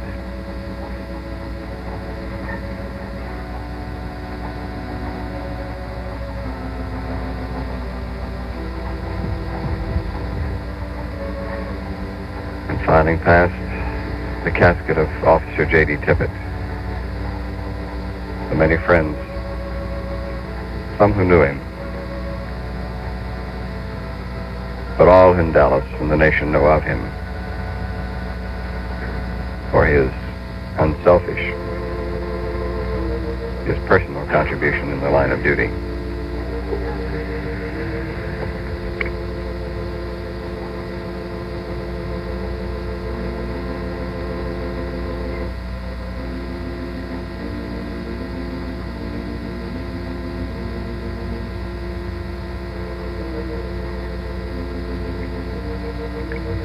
This has been one continuous day of memorial services.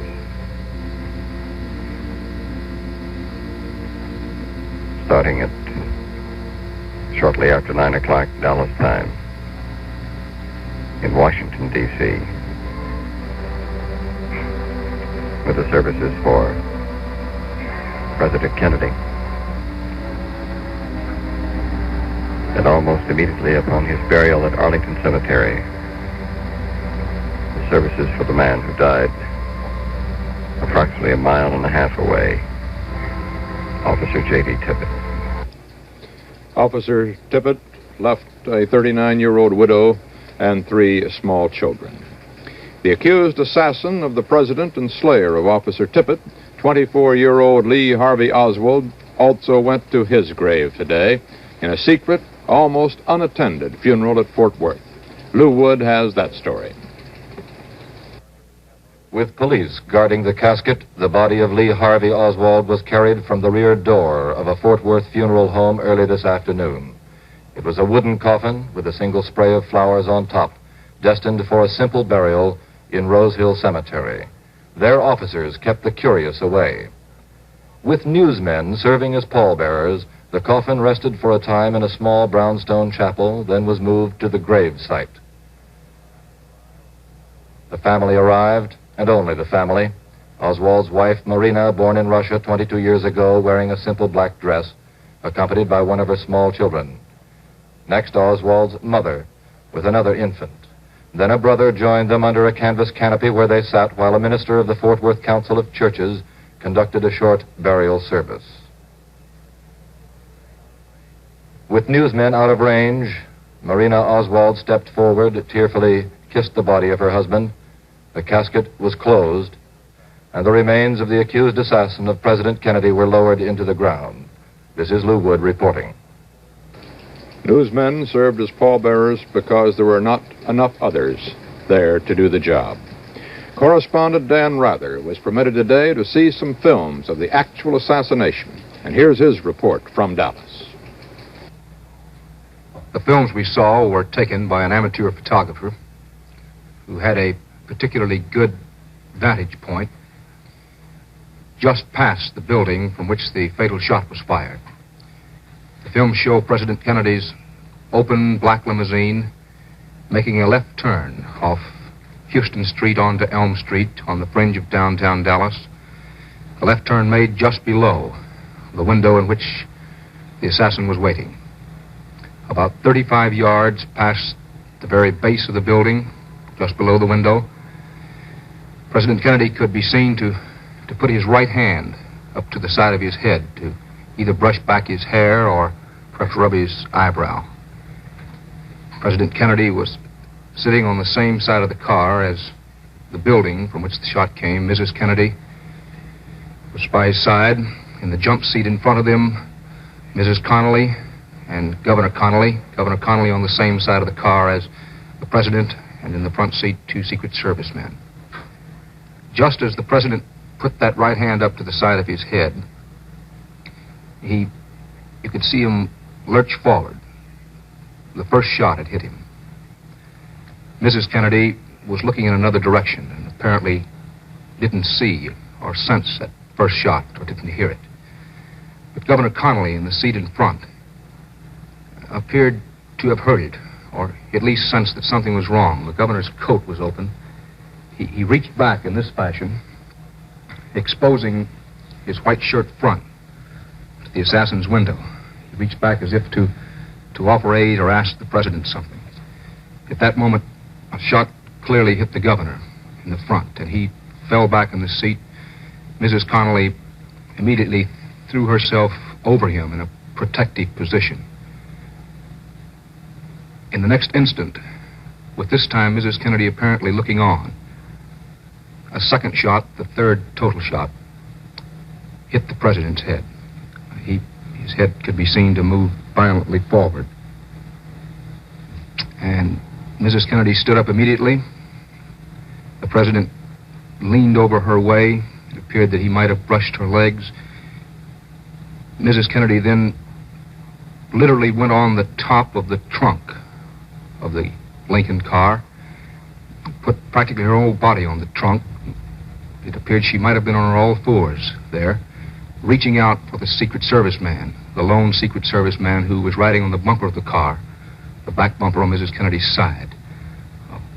The Secret Service man leaned forward and put his hands on Mrs. Kennedy's shoulder to push her back into the car. She was in some danger, it appeared, of rolling off or falling off. When we described this before, there was some question about what we meant by Mrs. Kennedy being on the trunk of the car. Only she knows, but it appeared that she was trying desperately to get the Secret Service man's attention, or perhaps to help pull him into the car. The car never stopped, it never paused. In the front seat, a Secret Service man was on the telephone. The car picked up speed and disappeared beneath an underpass. This is Dan Rather in Dallas. The White House tonight announced a full investigation into the assassination of President Kennedy under orders from President Johnson. All federal agencies have been advised to cooperate with the FBI. The results of their investigation will be made public. As Lee Harvey Oswald was buried today, Dallas District Attorney Henry Wade acknowledged reports that a map had been found in Oswald's room, a map that had cross marks at various points along President Kennedy's parade route and a line that matched the path of the fatal bullet. A Mexico City newspaper today reported that Oswald had made a trip to Mexico City in late September and had tried, but failed, to get a visa to Russia via Cuba. Jack Ruby, the man accused of shooting Oswald, was transferred secretly from the Dallas City Jail to County Jail today. That's the trip that Oswald started but never finished. Ruby's attorney said today his client must have been temporarily insane, thus apparently setting the stage for Ruby's trial. District Attorney Wade will ask a grand jury to indict Ruby for murder with malice, the equivalent of first-degree murder in Texas. The trial, expected sometime in January, would center on the issue of temporary insanity. If Ruby's defense can prove that to the jury, Ruby could go free. If the prosecution can prove its murder with malice case, that same jury could assess the death penalty. Tonight's White House announcement of a federal investigation into the circumstances surrounding the assassination was the second investigation announced today. In Washington, Neil Strasser reports. There can never be a trial of Lee Harvey Oswald to prove beyond that legal shadow of a doubt whether he was the assassin of President Kennedy. A second assassin's bullet took care of that. But it is considered highly important here in Washington to place on the record in unimpeachable fashion all the evidence that might help to lift that shadow. President Johnson tonight has chosen the Justice Department and the almost never questioned FBI to make that inquiry, so that not only the American people can know, but to provide an official answer to the current Soviet line that the assassination is being used in some sort of reactionary plot to hit at communism. There are other investigations. Congressman Hale Boggs today suggested a blue-ribbon bipartisan congressional inquiry into the circumstances surrounding the assassination of President Kennedy. And moments after the funeral ended this afternoon, the Attorney General of the state of Texas, Wagner Carr, summoned reporters to a Washington hotel for an announcement, said Carr, of national significance. All Texans join with all other Americans in mourning the loss of our president. Because the shocking assassination of President Kennedy, the attempted assassination of Governor Connally, and the subsequent murder of the suspected assassin occurred in Texas, it is my feeling that all the facts surrounding these matters should be made public for the knowledge of all people everywhere. I will therefore, upon my return to Texas, call for a court of inquiry which is authorized under existing Texas law. Those conducting the inquiry will be the top staff of my office, staff, S-T-A-F-F, of my office, including the Attorney General, working in cooperation with one or more outstanding and eminent jurists and lawyers. Also, top-level local and state authorities will be invited to participate actively, and federal authorities will be asked to cooperate. A full and complete report of the findings of this hearing will be sent to the United States Department of Justice. And I want to emphasize that this will be a thorough, complete, and impartial investigation, and that the full results will be made public. Further details will be announced as they develop, and I must go now to the plane to return to Texas to put these plans into operation. The Court of Inquiry announced by the Attorney General of Texas will have the power to subpoena witnesses. The Justice Department said it will furnish all assistance available.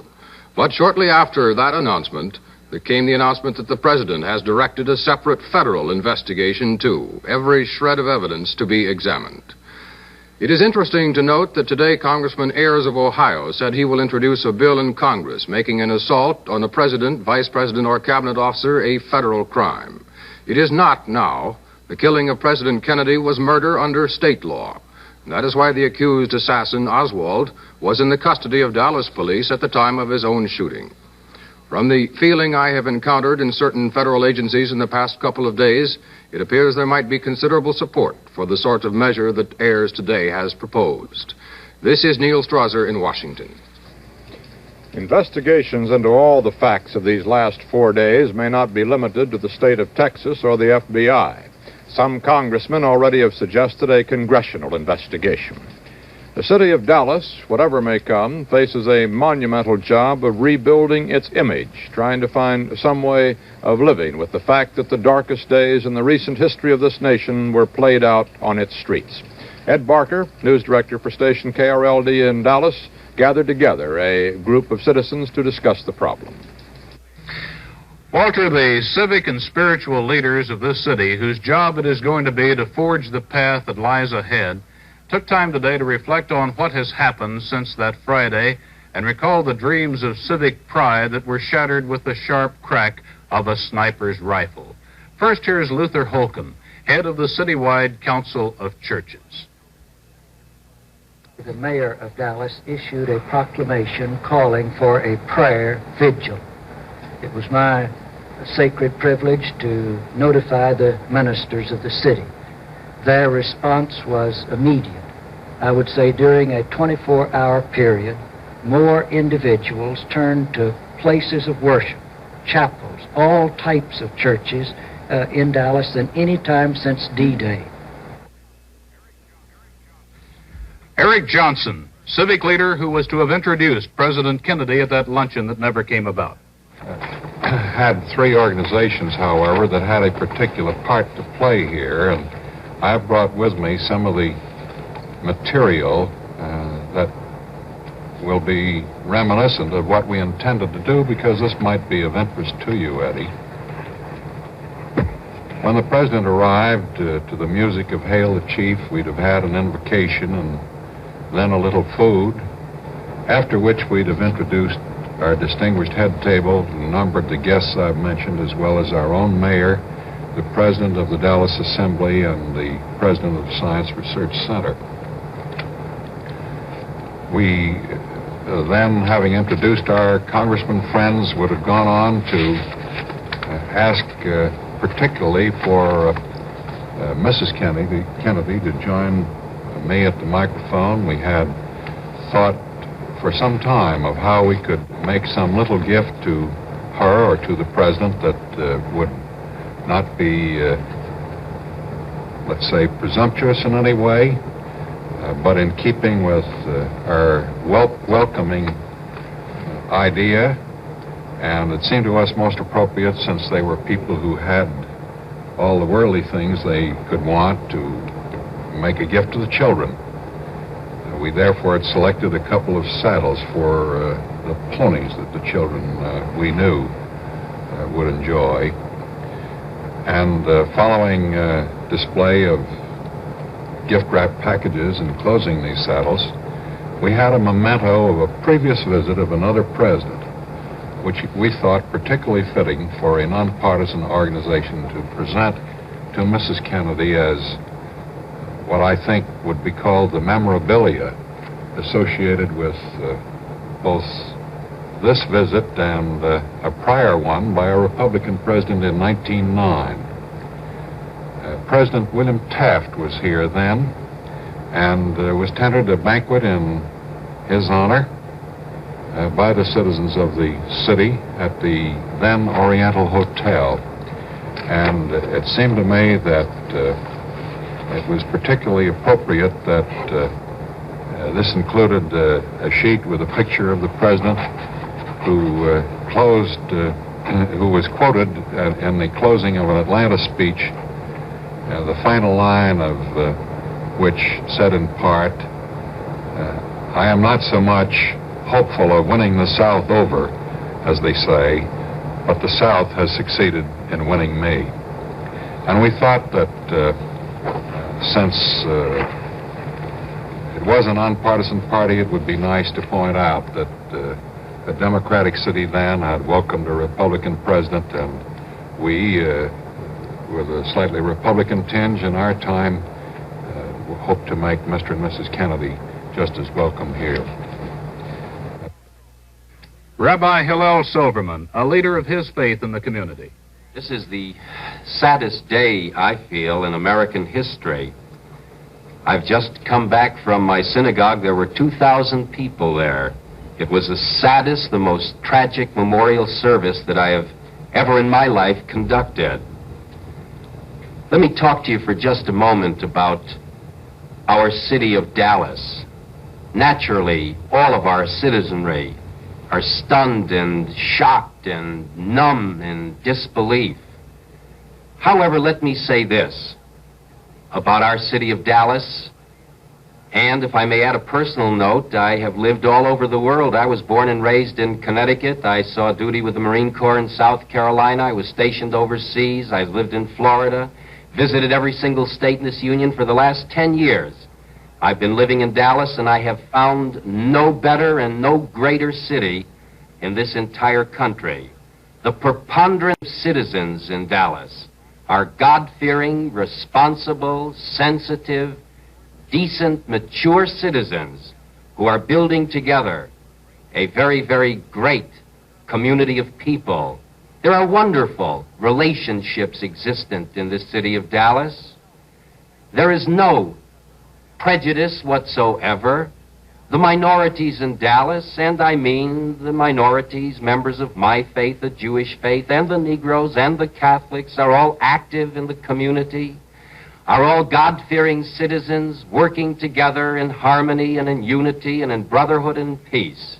And we are saddened that just a few on the idiotic fringe have caused this terrible thing to happen to the American people. C.A. Tatum, businessman, civic leader, native Dallasite.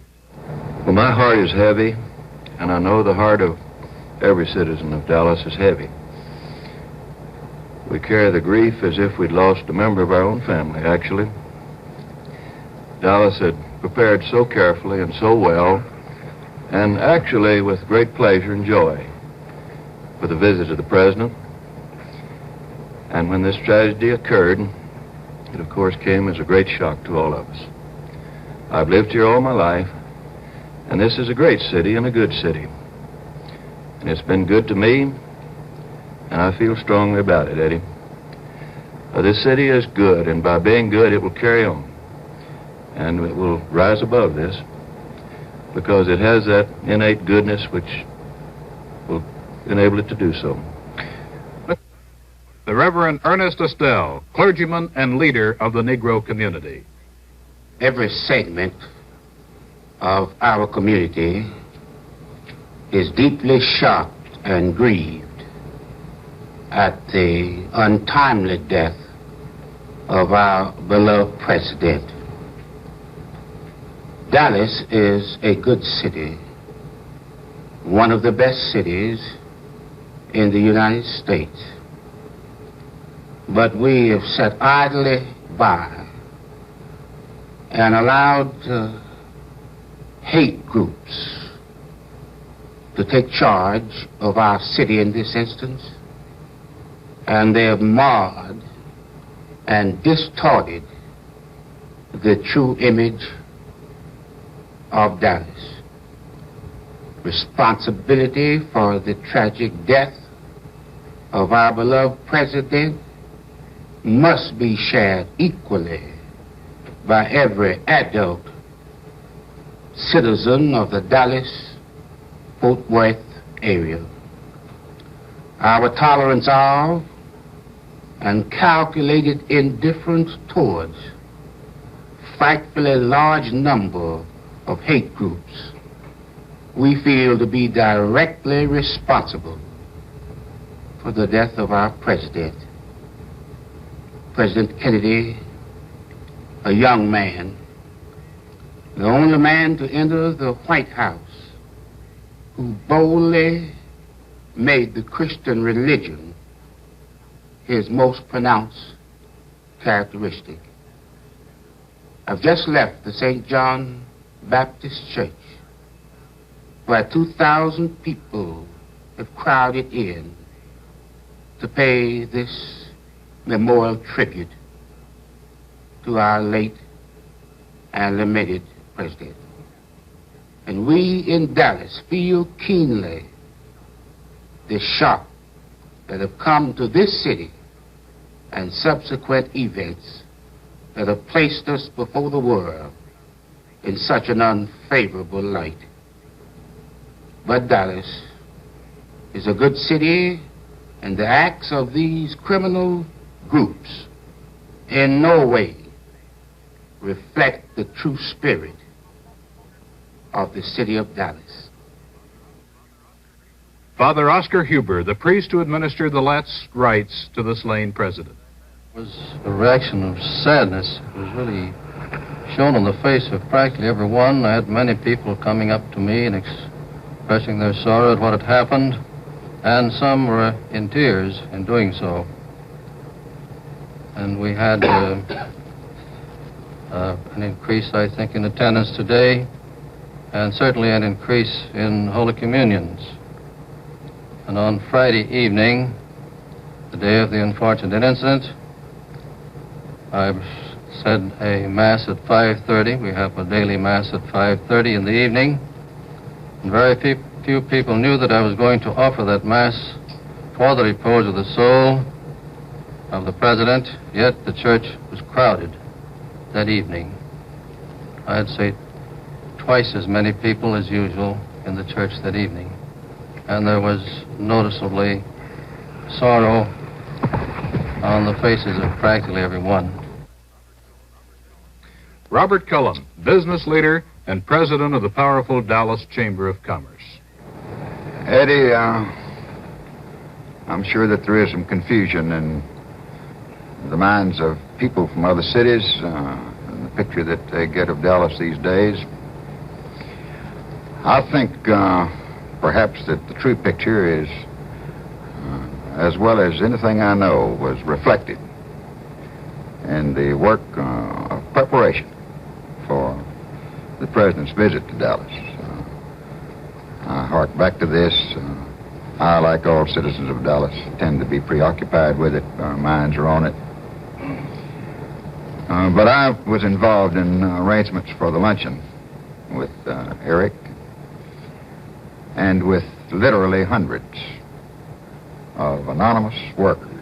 And as I think you know from having been around here a long time, this is perhaps the trademark of the civic spirit of Dallas, is the anonymity with which people work and the responsiveness with which they answer every call. And in this project, which the city was so engrossed in and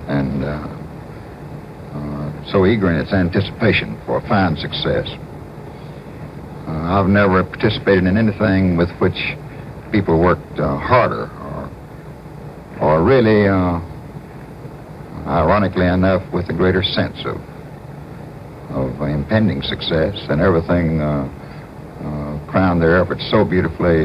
The airport reception was magnificent. Another irony was that I met my friend John Connally, the governor there, and said, John, you're going to be proud of Dallas today. We have a great show for you. I think you were on the streets downtown and you saw the warmth and the obvious, the tremendous eagerness with which the up and down the street rank and file citizens of Dallas greeted our government, because the heart of our government was here, as Eric so well put it. We were within 5 minutes at that tragic end of perhaps the finest civic triumph that Dallas ever knew. 5 minutes from the greatest civic triumph this city ever knew. But those 5 minutes now seem like an eternity. In that eternity, how can Dallas offer its true portrait to the nation or to the world on this day in the midst of national sorrow that was born of the tragedy here? How can the city penetrate the darkening shadows of criticism from those who see in the assassination of John F. Kennedy the guilt of this city? How can it express its grief? And in expressing it, assure the world that violence is not a natural phase of this city's life and being. But if there is guilt by association, then these are the outward manifestations of that guilt. The wreaths that lay near the place where the late president was shot. It's Monday now, and since that dark Friday when the canyons of this city became the valley of death for John F. Kennedy, the heart of Dallas has been cloaked in a shroud. The crowds still come, as though trying to communicate something of their terrible agony. They are Dallas, but in their agony, they are the nation. They are leaders and followers, and their outward grief speaks for them in a way far stronger than mere words.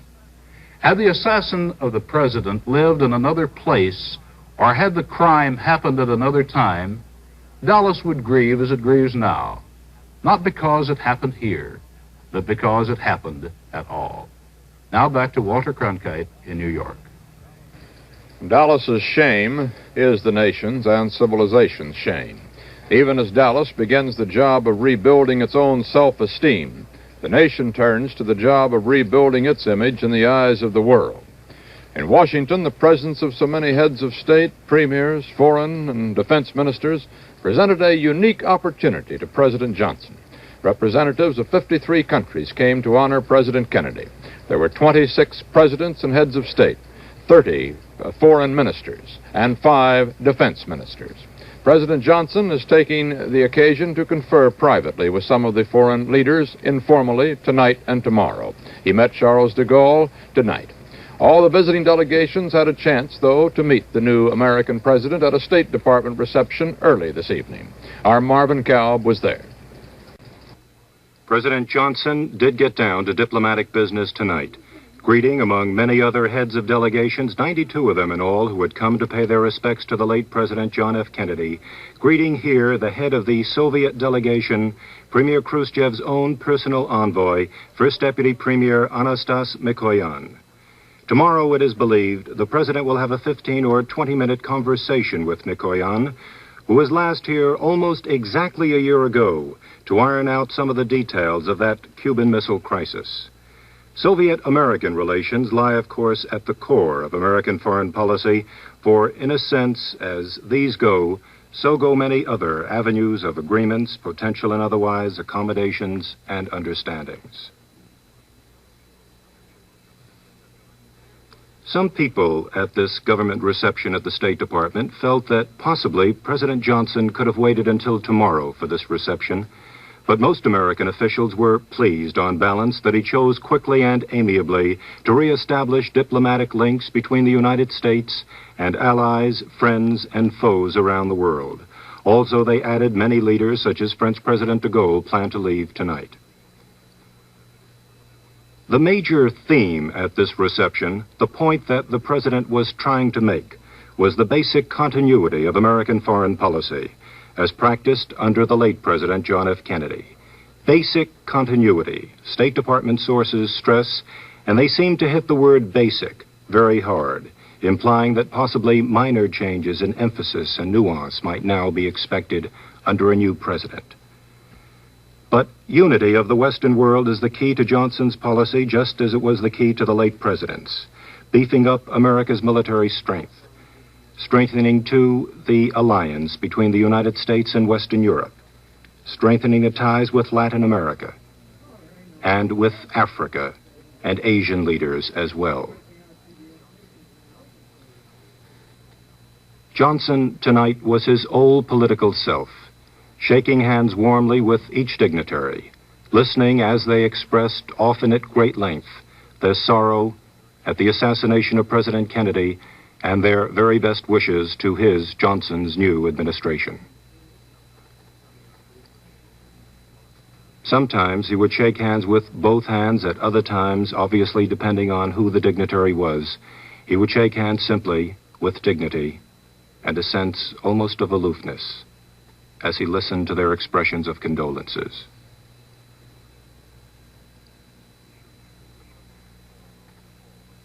He shook hands with almost all of the delegates, 92 heads of delegations, then had brief conversations with the heads of 15 delegations, then ducked downstairs. This reception was on the 8th floor at the State Department, downstairs to the 7th to Secretary Rusk's room for 3 20-minute talks, the first with French President de Gaulle, then Japan's Prime Minister Ikeda, then Canada's Prime Minister Lester Pearson.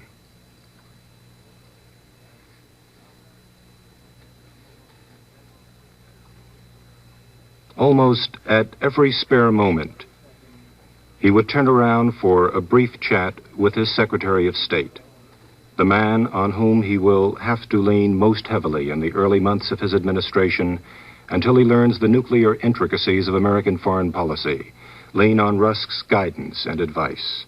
Quickly, very quickly, since Friday, a very close relationship has been established between Secretary Rusk, the State Department, and the White House under President Johnson. This is Marvin Kalb in Washington.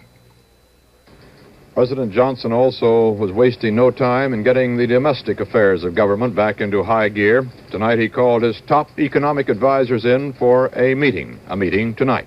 The President, Treasury Secretary Dillon, Budget Director Kermit Gordon, and Walter Heller, the Chairman of the Council of Economic Advisors, are expected to discuss the budget the President sends to Congress in January, as well as the current state of the economy. Governor Rockefeller of New York said today that he will not push his candidacy for the Republican presidential nomination during the 30-day period of mourning he has declared in New York State. And Republican Senator Goldwater proposed a moratorium on all political speeches until the 1st of next year to give, as he said, President Johnson all the room he needs to operate. The assassination of the president struck Congress at a vital crossroads. The end of a session was fast approaching. The bulk of the important administration bills were still pending. What now? For a look ahead, this report from Roger Mudd in Washington. The first session of the 88th Congress is now over for all intents and purposes. Aside from the routine but vital appropriations measures, the major issues before the Congress cannot possibly be disposed of in the time remaining. Wednesday, after the new president's address to the joint session, the Congress leaves until Tuesday for a Thanksgiving recess, comes back briefly, and then goes again for Christmas. This long holiday break will give President Johnson time to formulate his legislative policies, some hint of which is looked for in his Wednesday speech. Today, the Senate and the House met briefly to hear eulogies to the late president and to hear Senate Majority Leader Mansfield predict that John Kennedy's death will become a source of strength for Congress to forge a new decency at home and a reasoned peace at home. But as heavy as the congressional grief was today, there was some slight legislative movement. The Senate Banking Committee, on an 8-7 vote, recommended against passage of the Munt bill that would prohibit government underwriting of private loans for the communist bloc wheat sale. Last week, before the assassination, the committee favored the bill 9-6. There are 2 other congressional items we would add this evening. First, during the Senate eulogies today, Republican Margaret Chase Smith of Maine quietly walked over to the old desk of Senator John Kennedy and placed on it a single rose. And second, the publicity photographers for Democratic and Republican campaign staffs confirmed they have been taking pictures of senators paying homage at the casket of the late president. They denied the pictures would be used for political purposes. This is Roger Mudd in Washington. Congress and the nation had reminders today that while the world seemed suspended by our tragedy, it really kept on its whirling way. In Vietnam, reports today of the bloodiest fighting in almost a year. Military sources report massive communist attacks have wiped out 2 strategic northern hamlets, and more than 1,000 mountain tribesmen defending them are now missing. Communist guerrillas have stepped up their attacks against the hamlets ever since the overthrow of President Diem. Fighting was widespread over the weekend. 2 American Air Force officers were killed in a plane crash, and on the ground, 4 of our Army men are reported missing and presumed captured. The South Vietnamese government reported that its troops have killed 82 communist guerrillas in a battle just 45 miles south of the capital of Saigon. Neighboring Cambodia, which has renounced American aid, signed a commercial air agreement today with Red China, and the New China News Agency says Cambodia has accepted Peking's promise of support in case of attack.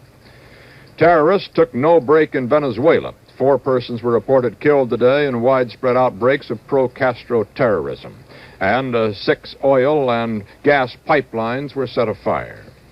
In Lawrence, Massachusetts, police said today they're afraid a 23-year-old single girl whose body was discovered Sunday is the 10th victim in 17 months for Boston's mystery strangler. Police said they have something to go on, as they put it, but have not made any arrests as yet. In the world of finance, life must go on, too. Friday's tragic news sent stock exchange prices tumbling. The Dow Jones average dropped 21 points, but the market was closed early then, and with the weekend and today's day of mourning, plus indications of stability on foreign exchanges, which were open today, there is optimism about tomorrow when the exchanges here reopen. Here is Harry Reasoner at the New York Stock Exchange. Tomorrow, this famous room, which is now so dim and quiet, will be bright and busy again as the New York Stock Exchange opens for business after 3 days. The question is, which turn will that business take? On Friday, after the tragic news from Dallas, the stock exchange had to close an hour and 23 minutes early, with the Dow Jones averages down about 21 points, and with such a torrent of sell orders in brokers' hands that the ticker was running behind 27 minutes. The question is, what will stock owners who have had a weekend to reflect, just as the rest of the country has, on what happens next, what will they do tomorrow? One theory is that the people who buy and sell stocks, like the rest of the country, have decided, as they got used to the tragic event, that the country and the government will go on, and that there will probably be no major change in basic policies. There's some evidence to support this theory. When the exchange closed on Friday, there were a great many sell orders in brokers' hands to be executed on the next day of business. Over the weekend, a good many of those have been canceled, and a good many buy orders have replaced them, as some people decided that a lot of stocks were selling at a low price and it was time to buy them. As a matter of fact, the evidence is that buy orders are running at a ratio of about 6-to-1 to sell orders. This means it'll be a busy morning, and even though the orders are limited, that is, they call for buying a stock providing it does not go above a certain price, the chances are that the market will initially go up. After that, the experts say you can't tell what will happen except that there will be large volume. They like to cite what J.P. Morgan said when asked what the market was going to do. He said, it will fluctuate. This is Harry Reasoner at the New York Stock Exchange. Incidentally, there was a major shift of leadership at the Studebaker Corporation today. Sherwood Egbert, resigned as the president of Studebaker. He said he had some differences of opinion with the board of directors. Byers Burlingame, a Studebaker executive, is the new president. The normal transition of presidents in the White House is a task planned and carefully carried out. This weekend's events have precipitated sudden changes for the presidential mansion. George Herman reports from Washington. Funerals end, and however much grief endures, the nation goes forward and the government goes forward. Now there is a new flag of the President of the United States flying in the White House. In President Kennedy's old Oval Office, Mrs. Evelyn Lincoln, his secretary, and her aides have removed every scrap, every vestige of the signs of the personal touches of President Kennedy. The president's personal objects have been taken off his desk, even the coconut shell on which he inscribed a message for help when he was lost on an island during the Pacific War. All the president's objects, his toys, his favorite gadgets on his desk are gone. The furniture covers, which Mrs. Kennedy had specially made for the furniture, have been removed. The paintings which the President loved so and which Mrs. Kennedy selected for him are down from the walls. Even the carpet in the presidential office is new. President Kennedy ordered a new carpet for his office and for the office of his secretary, Mrs. Lincoln. He never got to see either of them. The office of the President is stripped. Even the great silver lanterns which the White House press corps gave the President have been removed, taken for the Kennedy collection, and in their place there is now the old White House light fixture which was there before President Kennedy received this gift from the press corps. The Oval Office of the President now stripped and bare of all touches of personality, ready and waiting for President Johnson. Mrs. Lincoln and her staff move across the street to the Executive Office building tomorrow, and the Oval Office of the President is ready to receive President Lyndon Johnson tomorrow if he is ready to move. This is George Herman at the White House. And this is Robert Pierpoint at another part of the White House. Tonight in this tightly guarded bit of ground, within a few yards on either side of me, are being played out the final acts of this tragedy that we've all lived through. Up there to my right in the private quarters of the White House, Mrs. Kennedy and the children are quietly spending what is probably their final night in the White House. Earlier today, in fact, all during these difficult days, Mrs. Kennedy has appeared remarkably, wonderfully calm, composed, a credit to the memory and the spirit of her husband. Tonight, having well earned a special place in the hearts of her countrymen, she is alone with her family and with a few of her closest friends, privately. Meantime, on the other side, just across Executive Avenue in the Executive Offices building on my left, President Johnson is trying to gather into his hands the reins of power that fell to him when that fatal bullet struck John Kennedy on Friday. That power legally became his the same day, but today, now, he is beginning to exercise it.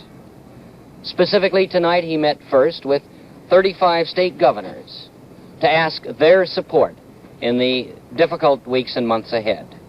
And right now, he's wrestling with the complicated federal budget. At this time of year, the budget always has to be trimmed and changed and prepared and finally approved by the President of the United States to be sent on to Congress early after the first of the year. And so, tonight we have a working president over there and a grieving family over there. But tomorrow, it will all be President and Mrs. Lyndon Baines Johnson. And President John Kennedy will be history. And so it must be, for the nation must and will go on. And this is Robert Pierpoint at the White House. The President's 75-year-old ailing father, Joseph P. Kennedy, at his home in Hyannisport, Massachusetts, too ill to travel to Washington for the services today, watched a great part of them on television. It was said that he was bearing up as well as could be expected. It may be some comfort to the Kennedy family that the crowned heads and heads of government who came to his funeral came, as many put it, to honor the man as much as the office. When you look for comparisons with today's funeral, you have to go back 53 years and cross an ocean. It is May of the year 1910. The most magnificent procession the Western world has ever seen is moving through the streets of London. The occasion, the funeral of King Edward VII, who gave his name to a period of complacent peace that died with him. 9 kings rode behind that magnificent caisson, 7 queens, endless highnesses and milords, representatives of every civilized country on earth.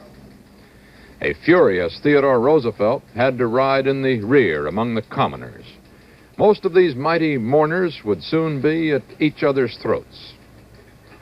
Kaiser Wilhelm II, and England's new king, the great royal antagonist of World War I. 4 kings of Norway, Denmark, Greece, and Spain. Field Marshal Lord Kitchener, the hero of Khartoum, with the kings of Portugal and Serbia. Tsar Ferdinand of Bulgaria, men whose thrones, some of whose very countries, would vanish in the Holocaust that were to follow. But for a moment of peace and grief, here they all were, in a procession never to be surpassed, until perhaps today. That state funeral, 53 years ago, was splendid in its panoply and pomp, and the sadness was relieved somewhat by the knowledge that the king, dead at 68, had lived a full life. His death had none of the tragic overtones of the world's new bereavement. It is said that the human mind has a greater capacity for remembering the pleasant than the unpleasant. But today was a day that will live in memory and in grief. Only history can write the importance of this day. Were these dark days the harbingers of even blacker ones to come? Or like the black before the dawn, shall they lead to some still as yet undiscernible sunrise of understanding among men, that violent words, no matter what their origin or motivation, can lead only to violent deeds? This is the larger question that will be answered in part in the manner that a shaken civilization seeks the answers to the immediate questions. Who, and most importantly, what was Lee Harvey Oswald? A world's doubts must be put to rest. Tonight there will be few Americans who will go to bed without carrying with them a sense that somehow they have failed. If in the search of our conscience we find a new dedication to the American concepts that brook no political, sectional, religious, or racial divisions, then maybe it may yet be possible to say that John Fitzgerald Kennedy did not die in vain. That's the way it is. Monday, November 25th, 1963. This is Walter Cronkite. Good night. The CBS Evening News with Walter Cronkite will be followed immediately by a special documentary entitled 4 Dark Days, Dallas to Arlington. This is the CBS Television Network.